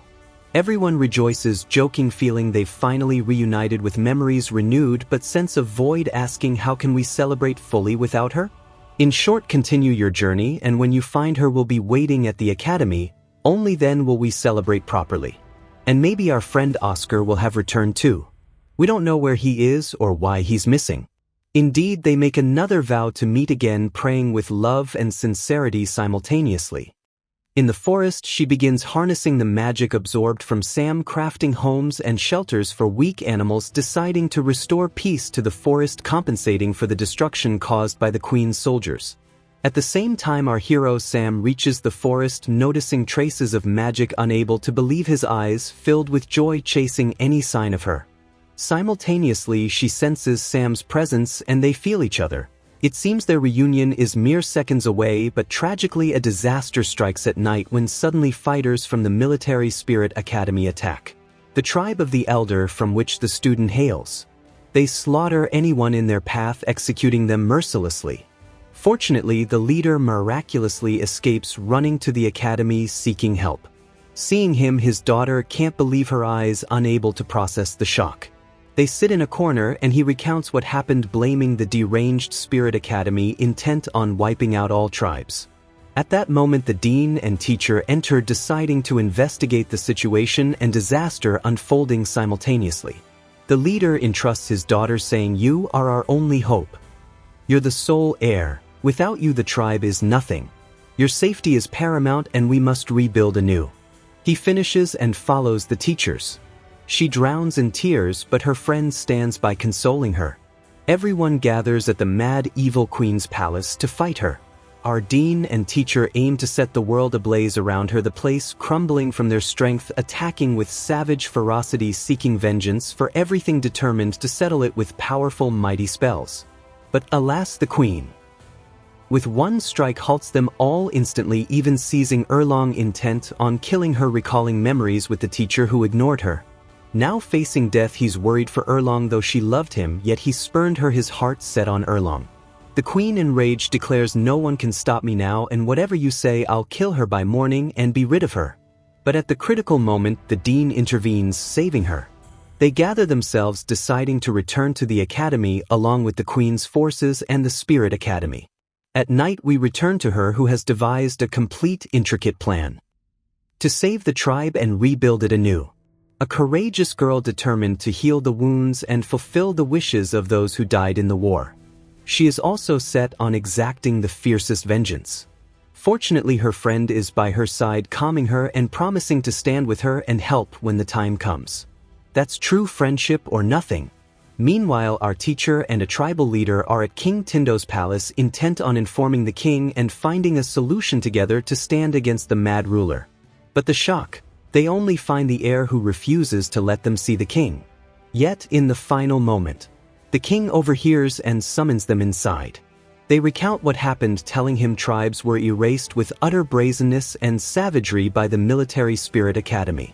The king can't believe what he hears, deeming their turn is next and they've been provoked all along. He issues an official decree to start the war, ordering everyone to prepare. But the problem facing them is most spirit masters have been killed, requiring them to recruit and train new powerful ones. They need fresh faces to compensate for the losses. In short, they need a tight plan to defeat the ruler, the vile queen, and the academy in another world. As the world ignites and war erupts, he is still in the forest, searching for his beloved, wielding his unique power. It lets him see what unfolds deep in the forest. He spots Lena and her army moving with reckless abandon, eliminating beasts and spirits they're hunting a specific target. At that moment, he takes a deadly spirit strike, falling to the ground. Lena rushes to him, mistaking him for the masked youth, while his beloved grows anxious and fearful, especially sensing his severe injury. We return to the palace, where the teacher is still crafting a plan. But disaster strikes when news reaches the king that the queen plans to reshape much of Dolu continent's history. The king collapses from exhaustion and shock. What does it mean to erase our entire history? Everyone in the palace gathers around him, worried. The heir's heir decides to tell the teacher the truth, that the king was poisoned long ago with no cure found since. Indeed, the unexpected happens. The king, nearing death, feels his strength fading. He asks the teacher to accept his official appointment as imperial priest to lead the forces and prepare them for war. The heir, hearing these words, loses his mind, dying inside. It's clear he's unhappy, thinking he's more deserving. How can someone I just met be given the king's role? He warns the heir not to dwell on it, being inexperienced, and any decision he makes must consult the officials. At that moment the healing leader observes him, sensing the heir's betrayal. It seems the world will turn upside down because of him. The leader descends to the secret tomb, thrilled and celebrating that the heir didn't take the tribe's spirit. But in a moment he grows distressed, confiding in the prince that he's a mere failure, unable to craft an antidote to save the king from certain death. Suddenly a brilliant idea hits him, recalling a specific person who could help create the legendary antidote. We return to San, waking to find Lena before him, saying, "What a coincidence. You lit up my heart, I mean the forest. What brought you here, Hassan?" Nervous, he recalls she doesn't know his true identity. He says he was on a mission. The spirited girl, delighted, replies, "Good, because the queen insists on meeting you. She talks about you endlessly." Suddenly her followers approach, suspecting him, but fortunately she tells them not to worry, he's under my protection. I'm telling you, he saved me from death. No one touches him, and I hope that's clear. Besides, the poor guy is our captive. Hassan plays weak and captured, surrendering to them, sitting on the ground like a helpless soul. Meanwhile, an official pulls Lena aside, suggesting, "Since you trust this boy, ask him to give us as much information about his tribe as possible. Only then will the queen consider us and allow his inclusion." Lena asks, "What do you think?" The naive girl believes him, agreeing, and approaches, saying, "Look, I care for you and all. Why not join us, share what you know, and help our investigation? In return, we'll protect and support you." He understands their plan and tries to shift the topic, saying, "Before anything, a secret must be traded for a secret. In short, what are you doing in the forest?" She trusts him, revealing they're hunting a powerful, deadly beast spirit to fuel the queen's power and rule the world. Shocked, he instantly knows they mean her and acts swiftly with cunning, saying, "I sensed a strong beast spirit, and I'll lead you to it." Indeed, everyone buzzes around him, but the clever boy dares to deceive them. The disaster: they know he's lying and plan to kill him. At the last moment she senses him, her voice echoing through the forest, threatening them and revealing her location. They all rush toward her, and she appears before them with fierce courage, attacking with immense force alongside Titan, shattering the earth, blocking anyone from approaching. Even Danny emerges from the lake, assaulting the powerful spirit masters. But the shock: suddenly a catastrophe strikes. Two spirit masters unite, and it seems they will launch a deadly assault. Titan instantly urges her to run and escape. She tries with all her might to flee and protect the forest. But an Academy spirit warrior attempts to stop her. Then San appears, intervening without hesitation, binding them all, tearing them apart with mighty spirit bones. Lena can't process what's happening, receiving the shock of her life when she breaks his mask, discovering he's her sworn enemy. She enters a state of disbelief, struggling to free herself from his fearsome magic. But he wastes no moment, delivering a devastating blow with her magical hammer at that instant. And she loses consciousness. He can't believe his eyes, rushing to her for an emotional, heartfelt reunion. The love of his life seen again after all these years, reunited through training and struggle. He takes her and runs, but the Spirit Academy shows no mercy, chasing them, intent on their demise. They fight with perfect harmony and strength, felling fighters one after another. He smashes with the hammer while her agility and grace dominate, tearing them apart. They finish and flee again, scattering everyone. She leads San to a highly secret place called Snake Cave, saying, "Don't worry, we're safe here now." Indeed, they rest, and she tends to his wounds. The two share everything that's past. He recounts his mother's story and how the Spirit Academy caused her death, vowing to seek justice. They keep talking about all that's happened, their achievements and hardships. Our romantic hero wastes no moment, dropping to his knee, proposing, saying plainly, "I never want to be apart from you again. I want to spend my life with you. You are my life and peace. I want you as my family and security, so I'm officially asking for your hand in marriage. What do you say?" She can't believe or process it, thinking she's dreaming, deeply moved. She replies, "Of course I accept, and how wonderful." It seems from this point much will change, and they'll be shocked by what's to come. The war is yet to begin. Hearts will break and hearts will mend. Some will live and some will die. All this we'll learn in the third and final part. The ending was happy, and we start a new story. Our hero finally confesses his love, wanting to propose and marry her. The girl he did everything for became the forest's king, entered hell and gained legendary power, but the world isn't so simple. Suddenly their joyful moment is shattered by a fierce monstrous spider beast attacking blindly with ferocity. They flee, realizing there's no hope of facing it escaping the cave. He tries to keep it at bay using his spirit and magic system, managing to push the beast back slightly, protecting his beloved. But joy is short-lived as Spirit Academy fighters appear surrounding them, intent on capturing and delivering them to the Queen, attacking instantly with savage fiery force. But our heroes don't surrender. Each fights with full strength, enduring crushing deadly blows, striving to protect one another. The Spirit Master's assault is lethal, setting the world ablaze, determined to do the impossible to seize the girl. But against whom? He grasps their plan, taking his beloved and halting her spirit energy, lifting and throwing her far away so no one can catch or harm her. The Spirit Academy targets her, seeing this and moving toward her, but San fears anyone approaching or hurting her. He begins, unleashing all his energy, wielding spirit bones and magic against them, yet still unable to overcome. He reaches the point of sacrificing his life for her, using the spirit bone from his mother at the cost of his leg, losing it, and more. She soars high, wielding those mighty bones to protect herself. The girl can hardly believe what's happening as someone literally dies before her eyes. The Spirit Academy refuses to stay silent, launching a ferocious attack. At that moment he resolves to shield them even at the cost of his life, and that's exactly what happens, leaving her in shock. The boy's heart stops and he dies just like that.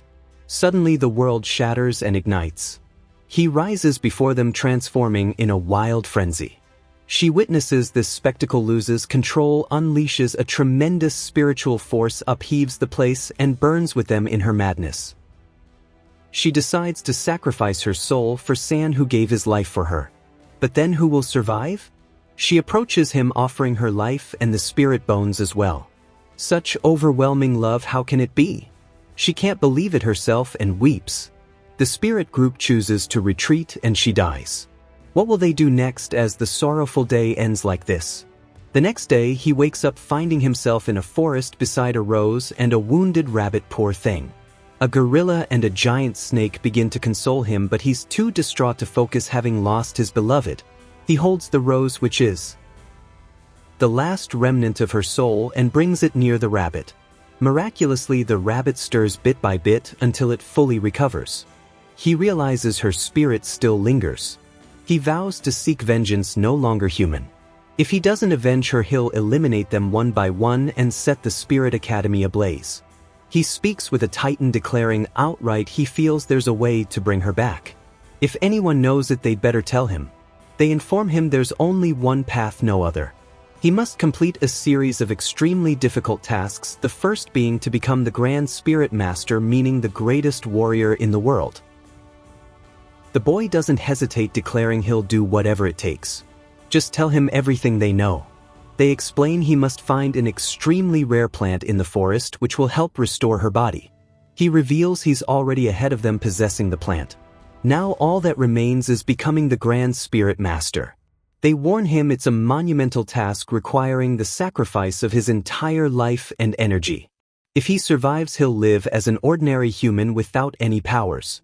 He agrees without a second thought, resolving to become the Grand Spirit Master, meaning he'll gain immense strength and reach an unparalleled level. He doesn't wait a moment, heading to the forest, knowing what awaits. Suddenly he senses the beast that attacked him before. The giant spider goes berserk, charging at him. In a flash he summons his lethal hammer, slicing through the creature beneath him. He binds it with magic, delivering powerful fiery strikes that finish it off. He extends his claws, plunging them into the beast, absorbing its energy, instantly boosting his strength. A sudden shield appears around him. Pleased, he declares it seems he'll complete the mission soon, and then he'll save her. We return to the palace where Lena, now queen, faces relentless torment. This is because she failed the mission. The queen tells her she'll leave her to gather her thoughts and recognize her mistake, granting her one final chance to prove her worth before departing. The girl remains, reflecting on her memories with San, whom she loved, unaware of his true nature. A new day begins with the master preparing for war, training soldiers and spirit masters intent on revenge. Naturally, our friend Jilung disapproves, conspiring with the crown prince. Meanwhile, the prince's poor soul grieves for the king, striving to find an antidote sneaking into his chamber. He tries to avoid detection by the guards. Suddenly, the crown prince ambushes him, summoning the guards and ordering them to seize the traitor and execute him, accusing him of attempting to assassinate the king. The prince loses his mind, shouting, "What nonsense is this?" He uses his magic to escape, but the guards and crown prince overpower him, bringing him down. Fortunately, at that moment, the leader intervenes, snatching him with lightning speed, rescuing him, and fleeing the palace to evade capture. They reach the market, where he unexpectedly encounters San strolling. He glances at him, saying he'll catch up later. The cunning San notices the guards wielding his deadly magic. He discovers it's not just that, but he also outsmarts and overpowers them. At that moment, the leader manages to escape as well, thankfully. Without delay, he decides to meet San, revealing everything unfolding. Listen, son, the crown prince is colluding with the Spirit Academy and those who crafted a lethal poison that struck the king. As if that weren't enough, they plan to frame the innocent prince who has no part in this. My conscience and loyalty compelled me to help him. I resolved to save the king, but so far I haven't found an antidote. Here's another shock: the Spirit Academy has turned against the tribes. They massacred everyone there. Your master has lost his mind, training spirit masters, gearing up for war, combat, and destruction. Hearing all this, he goes mad. When did this happen? The Spirit Academy is back? It seems they're plotting their demise. The leader doesn't understand, asking, "What's that again? What happened to you?" Our hero can't bear it either, recounting what they did to the girl he loves, who sacrificed her life so he could live. "But I've decided to take revenge on the Spirit Academy. No one will stop me." We return to the master, relentlessly striking spirits as he enters. Someone confronts him, saying, "Don't you think you're overdoing it? These kids are about to die from your training. Stop this." "And what's with reporting to the crown prince?" Our master retorts, "What pressure, my dear? I'm pampering them. I'm not even putting them under a quarter of the strain. We're on the brink of war, and you want me to go easy on the fighters?" At that moment, our hero San enters, declaring, "What pressure? These are mere exercises I could do blindfolded. These are just frail kids, nothing more." Jilum gets furious, saying, "You're out of line." The master snaps, "Look, I'll put you through the same test they're facing.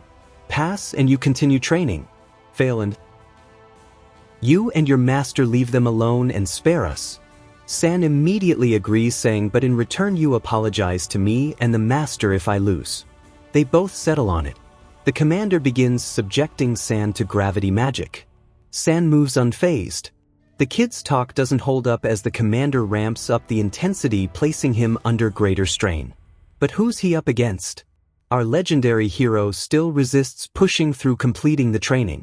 The commander goes all out, escalating to the highest level. The shock hits as the boy shatters the ground with his might. Despite it all, he never kneels, succeeding in the test after intense pressure on him and our nerves. He stands before him, embarrassed, admitting what he witnessed was sheer determination, deserving all his respect. He turns, immediately apologizing to the master, saying he was wrong, not knowing he trained such a remarkable student who outshone those frail kids. "Let's move on." The master lets it slide, deciding not to waste a second, resuming his training. That night, our grieving hero returns, recounting to his team what happened to his beloved. They're all enraged, unable to believe the Spirit Academy went this far. Everyone sinks into sorrow, swearing to avenge her against the Spirit Academy. Naturally, he's devised a cunning plan. He returns to his room, gazes at the rabbit, recalls her, and is overcome with emotion, his heart breaking. Suddenly, his friends knock one after another, trying to comfort and joke with him, but he flatly refuses to leave his room. Everyone gathers outside waiting, when abruptly news reaches Ninja that her tribe has numerous wounded, requiring immediate action. She doesn't hesitate, rushing off with our hero and the entire team following. They arrive, shocked by the sheer number of injured, trying to help as many as they can, but their numbers are overwhelming. It's enough to break anyone's heart. He sees the scene, remembering her final moments and her sacrifice for his survival. The poor soul sees her everywhere, living in illusions. His team notices his behavior, fearing he's lost his mind. That night they gather, and he reassures them not to worry, he's not insane. She appears to him, granting strength and guidance to continue his path. San suddenly stands rallying them as they plan a devastating revenge against the Spirit Academy. The next day our hero notices his power has grown. Her spirit bones have reached a higher level. He gained an iron shield from the last encounter. He rushes to his master declaring he's got something to show, displaying the formidable spirit bones. The master is stunned, awestruck, saying plainly what you have is called fusion bones, a miracle capable of shaking the world. Overjoyed, he feels invincible, unstoppable. But the master reminds him not to forget that what he's doing isn't just for vengeance but to restore peace to the continent. San grasps his words.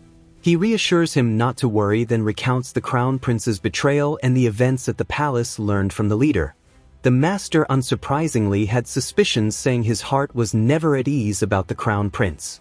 Suddenly an idea strikes him, declaring he wants to form his own tribe and train them personally for this war. The master, shocked, asks, "What about the Hotan tribe you're originally from?" He replies he'll handle it as he has 3 tasks to complete to return to them anew. Without wasting a moment, the boy informs his team of his audacious plan that he will establish a tribe named after himself. Everyone rejoices, excited by his idea, offering to assist. Politely he declines, saying he must rely on himself to grow stronger, but adds if they wish to join there's no issue. Suddenly he senses a strange presence, ends the team meeting and chases after the figure. He discovers it's none other than Oscar. Both are shocked, sitting together to talk briefly. Finally Oscar appears. "Where have you been since the first season?" Oscar confesses he's afraid to face Ninja because he failed to protect her tribe, unsure how to proceed. San dismisses his nonsense, asking what he would have done in his place.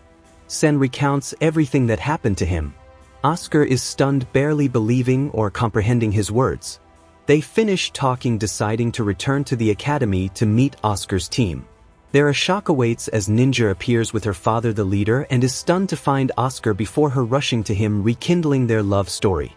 The leader pulls him aside, saying, "Enough with the lovebirds, son, we have serious matters." He creates a field to ensure no one sees or hears their conversation. Naturally, we're amazed by his formidable power, but he says plainly he called to propose a strong deal between them. He's forming his own tribe, aiming to support it first. He wants to offer something, crafting secret weapons for their tribe to dominate. The leader is shocked yet thrilled by the idea, agreeing instantly. At that moment Oscar and Ninja emotionally share everything that happened over the years. They finish talking and he leaves. Oscar, seizing the opportunity, approaches the leader, declaring he wants his daughter and is committed, adding he'll protect her in the war. "What do you think?" The leader sets one condition: he must defeat his right-hand man to win his daughter's hand. The boy accepts to prove his strength and love. A fierce battle ensues, both displaying tremendous power. Yet Oscar with calm precision lands crushing blows on the right-hand man. Suddenly he creates 2 copies of himself with unique magic, striking and overpowering him. In the final moment he takes a powerful hit that brings him down. The leader acknowledges his strength and love for his daughter, approving him and deciding to rejoin the tribe. But Oscar declines, simply stating he'll join his friend and beloved San's tribe. Thus we have the first member of the tribe, and it seems they're set to shake the world, forming a formidable force. The leader agrees, saying he respects him, having earned his trust, and believes he'll protect his daughter. At that moment the commander appears, announcing someone awaits him in the office. The boy goes and is shocked to see the prince greeting him, saying he recognized him from the time at the Moonwing. "Your strength was immense and unique back then. I knew you were the legendary student San. I'm here with a request. I need you to take this pill to the king, hoping it might save him." He takes it but realizes it won't work as the poison in the king's body is too potent. The boy reassures him not to worry, he'll handle it his way, seemingly planning to craft the antidote himself. A new day begins and San visits his aunt, declaring plainly he's forming a tribe alongside, seeking revenge against the Spirit Academy. He asks if she knows any information or anything that could help. She tells him there's only one way: he must gain the approval of the 4 distinguished tribes. She explains their strengths and that he needs their trust to avoid opposition in the war. He devises a plan to win them over, heading straight to the palace of the strongest, the blacksmith tribe. He meets their leader, who upon learning he's the son of their mentor goes wild, saying, "Where have you been all this time? Name your request, we're at your service." Loyalty doesn't hesitate, urging him to support his new tribe. He explains the whole story, and in the end the leader agrees. Delighted, the leader seizes the chance, requesting he craft weapons like the ones he has. The leader admires them but refuses, saying he swore off weapon making after the queen exploited him, leaving him guilt-ridden. Since then he stopped crafting. He and his team try to devise a plan to persuade the leader, but he staunchly refuses. Despite his attraction to the weapons, he too wished to create such masterpieces. A new day begins, and he tells the leader he has another deal with a tribe. Why not come with them and decide for yourself? The leader joins them, and upon entering is shocked by the number of injured. They tell him all they ask is to bring them joy by crafting prosthetic limbs to help them continue their lives. Without a second's hesitation, the leader's heart softens, agreeing and even consenting to make weapons to aid them in the war. Now he must convince the remaining tribes, the toughest task. The next day they head to the city, devising a plan to meet the second tribe and persuade their support. Everyone is excited and encouraging on this journey, and it seems new surprises await them along the way. Indeed, upon arriving they head to the palace of the second tribe. He reassures them not to worry, as he and the leader are lifelong friends. They knock on the tribe leader's door and are immediately allowed in, no questions asked. "See, I told you connections matter." Seconds later, the leader appears, overjoyed seeing his old friend, throwing a celebration. But he's suddenly shocked learning our hero San introduced himself as the man's son. Furious, he lashes out, saying, "Because of that tribe we were humiliated. Get out before I throw you out." The leader tries to calm things, but to no avail. Here San's power shines, proving to all he can protect them, a responsible, dependable figure. The leader declares plainly he must defeat him to earn recognition for his abilities apart from his father. They head to the battlefield. Both unleash powerful, devastating attacks, relying on their agility and flexibility. The skilled son decides to fight with greater seriousness, telling the leader he'll now use his true power, showing no mercy. San summons his lethal hammer, channeling his spirit. The leader, conceding, says he acknowledges him, letting him off not because he's weak but as encouragement, offering to support his new tribe and join them. Leader Neo retorts, "Are you insane? You said it's a new tribe, how can I trust you?" The other leader tries to persuade him but fails. The man is stubbornly unyielding. Suddenly news reaches the leader that Lena and her academy crew are wreaking havoc. They storm the palace, but the allied team is prepared. Before the fight begins, one of Lena's followers tells the tribe plainly they want them to join and support them, not rashly aligning with another tribe. Leader Neo, furious, rejects their offer outright, telling Lena to gather her group and leave. Since she's stubborn, he proposes a fight, promising if she loses she'll leave the tribe for good. Lena agrees and a fierce battle erupts. The girl brandishes her weapons, attacking with relentless ferocity. But he uses his unique magic, stopping her. Both clash, shattering the surroundings. Lena harbors resentment toward him for deceiving her all this time. Her heart once fluttered for him. In a moment of distraction, he defeats and halts her. She concedes, as promised she'll leave them. True to her word, she gathers her group and exits the palace. He returns to the leader, asking what he thinks now after witnessing their strength. They share one enemy and must unite to stop them. After many attempts and heartfelt words, the leader is convinced, agreeing to collaborate with San. They then head to the third tribe without preamble. The leader agrees naturally, as San's father was a decade-long pillar for the third tribe. The leader tells him he won't let him leave, disappointed, deciding to support and join them on one condition: they convince the final tribe, ensuring his full commitment. That night the leader visits San, presenting a rare medicinal herb. San, shocked, refuses, saying he can't accept such a powerful herb. But the leader insists and San accepts, pondering its use. A new day begins and San faces the shock of his life that morning, finding the rabbit embodying her spirit, content and joyful, having consumed the rare herb entirely. The spirit apologizes, explaining the rabbit was simply hungry. San walks off, wondering what he'll tell the leader after the rabbit devoured the rare herb. Suddenly he's summoned and told the final tribe's leader is missing. Everyone scrambles to find him to persuade him. Fortunately, San and Oscar locate him standing by a mountain, awaiting a rare magical herb to bloom as he needs it. San tells him not to worry, he'll handle it. Using his magic and formidable field, He retrieves the herb fully bloomed even better than expected. The leader in disbelief asks how, when, and where. Overwhelmed, he promises to grant any wish San desires. San replies he wants no favors, just for him to join his new tribe. He recounts the whole story.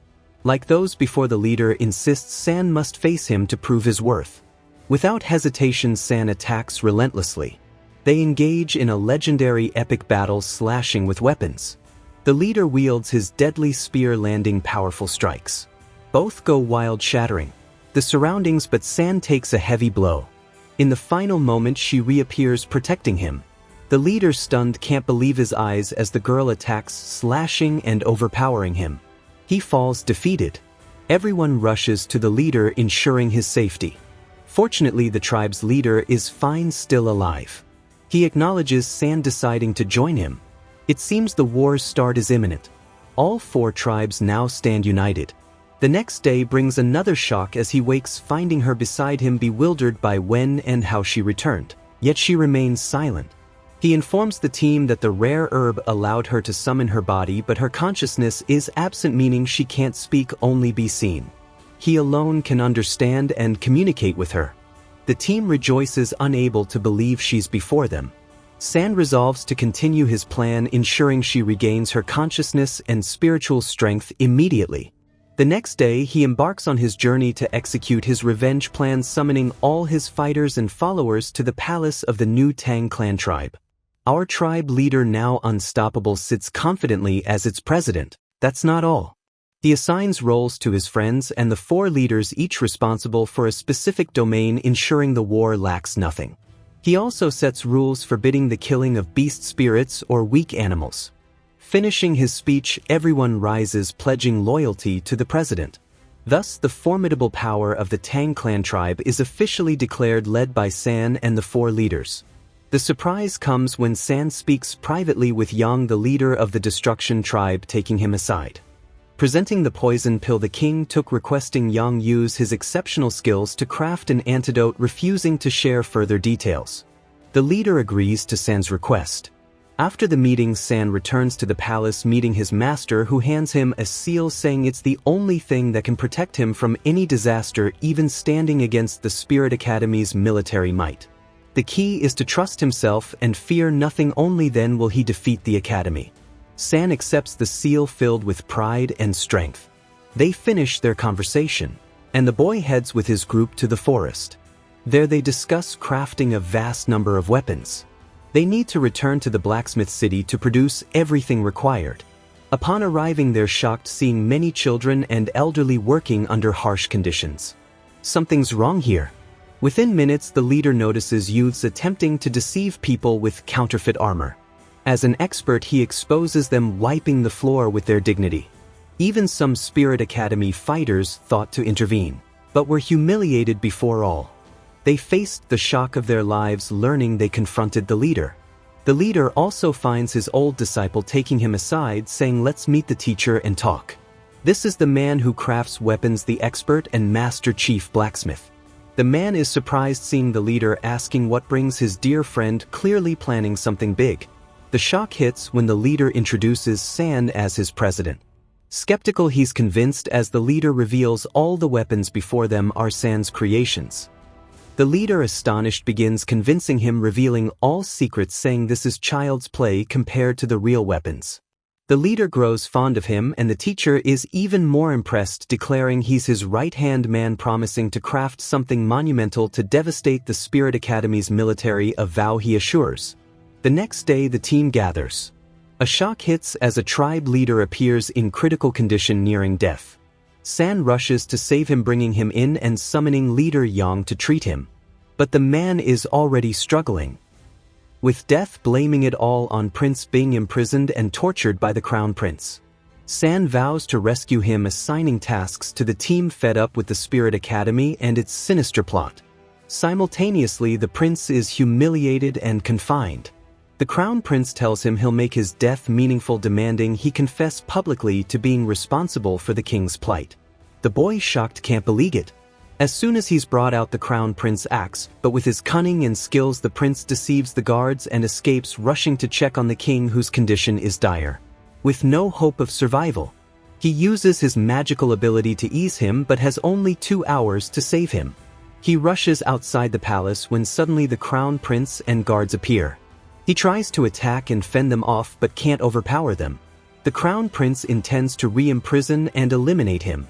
Abruptly, the legendary team arrives, striking with Sen's deadly hammer, shattering the arena, rescuing the prince and attacking the guards. That's not all. A follower of the crown prince emerges, protecting him with ruthless strength, wreaking havoc using dangerous silver magic, revealing. The entire team attacks with lethal abilities, sparing no one. It seems the war has begun. Academy against Spirit Academy. Everyone clashes, setting the world ablaze with the master and all showing no mercy. At the palace, a state of shock ensues as the crown prince suddenly unleashes his full power, revealing his true form.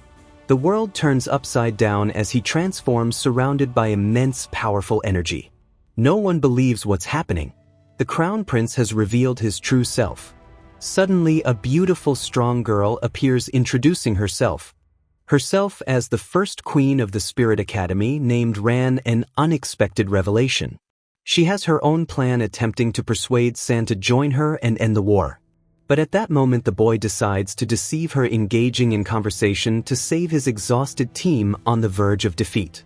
He enters her field and they engage in a heated discussion.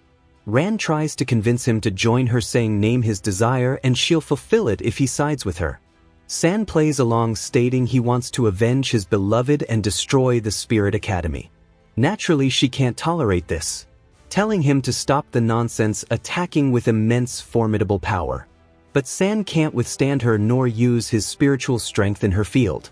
Our hero is now literally an ordinary human, barely able to wield his legendary hammer. She summons her own fearsome legendary sword, attacking San, declaring he's responsible for everything happening now. She gave him a chance he squandered. Her sword pierces his body and he collapses, injured, unable to move. Suddenly he senses his father aiding and urging him to rise, act, and save his team from certain death. At the same moment his allied team manages to recover anew. They decide to execute their plan, abruptly uniting their strength. We return to San, who shocks us by resisting within her field. He stands wielding his hammer with full force, amplifying it with maximum energy. He attacks with utter ferocity. Ran, unable to parry with her sword as before, takes a devastating lethal blow, falling to the ground, causing her legendary field to vanish in seconds. He reunites with his team, seeing their dire state, struggling to rise, do anything to eliminate Ran and find relief.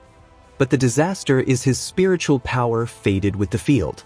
Ran tells him this is the fate of those who challenge her, advancing, intent on finishing him. No one from the team can move or act. Suddenly spirit rings appear around San, signaling her return to shift the balance. Her spirit emerges from the rings. Not only that, her consciousness and body reunite anew. Finally she's back, declaring they rest as she'll handle Ran and set her ablaze. Everyone must watch. No one believes what's happening, unable to comprehend. An epic fiery battle between them is imminent. She protects San, soaring high, attacking Ran with tremendous force. Her skills and agility allow her to overpower her foe, delivering strikes that bring her down. Ran tries to recover and fight but is utterly helpless, especially after the allied team rises to support. Suddenly 2 leaders appear and Ran decides to retreat. She tells them she'll spare them this time, but it's not weakness. In the next fight she'll show no mercy. At that moment she's lost a vast amount of energy and vanishes again to rest. We return to the master, who formed an elite team with the commander, facing Lena and her formidable group. Both sides attack with devastating forces, shattering the area. Lena, intent on revenge and restoring academic pride, allies with a youth named Xing, attacking the master with full strength. The man is powerless before them. He tries to resist using his fighting spirit, managing to hold them off briefly but collapses, unable to continue. The leader aids him, supplying energy. The commander intervenes, both assisting to save them. Everyone cooperates, uniting their strength, forming a formidable force, attacking Lena, who collapses. At that moment her team arrives and he explains what happened, suggesting they retreat since Ran herself withdrew. Lena immediately retreats with her team, heading to Ran, who's injured. She tells her they must devise a new plan as she didn't anticipate such tremendous power. Meanwhile, San delivers the antidote to the king. Everyone heads to his chamber, and after the king awakens he reassures them but discovers he has little time left, only 3 years. He looks around pondering who to entrust with rule. He learned of all that transpired in his absence: betrayal, loyalty, war. Not only that, he orders everyone to leave except the leader. The prince, angered and upset, exits. It seems the king makes a difficult request, telling the leader he wants him to restore his strength and youth even if it costs the rest of his life. Indeed, after this act he'll have only 6 months to live and exact revenge on the Spirit Academy. And so he agrees, using his magic on him. Shockingly, the king regains his youth and immense strength, summoning everyone to his palace. They rush over as he gathers the soldiers, officially declaring war against the Spirit Academy, intent on showing no mercy and erasing them from existence. The meeting ends and he's shocked to learn many from his tribe were killed. Returning to the palace, he informs the king of his tribe's fate. The king dismisses it, saying it's war with losses, but tells San to name his request and he'll support him. At the Spirit Academy's palace, we're all stunned learning she's actually the queen's daughter. She altered her appearance with an angelic armor like a mask to execute a secret mission and take the crown prince's place to control the tribe. The girl takes after her mother, planning to betray everyone and seize rule alone. We shift to San, who decides to take her and return to his original tribe to show them who he is, having formed a new tribe. His aunt, upon seeing him, is shocked but calmly begins to engage with her. They're all surprised learning he established a new tribe named Tang Clan, trying to reassure them, saying this doesn't mean he's abandoning the tribe but doing it for their sake. He showcases fulfilling one of the 3 conditions, displaying his spirit rings marking 2 years of the sorrowful period. This boy achieved one of the toughest conditions.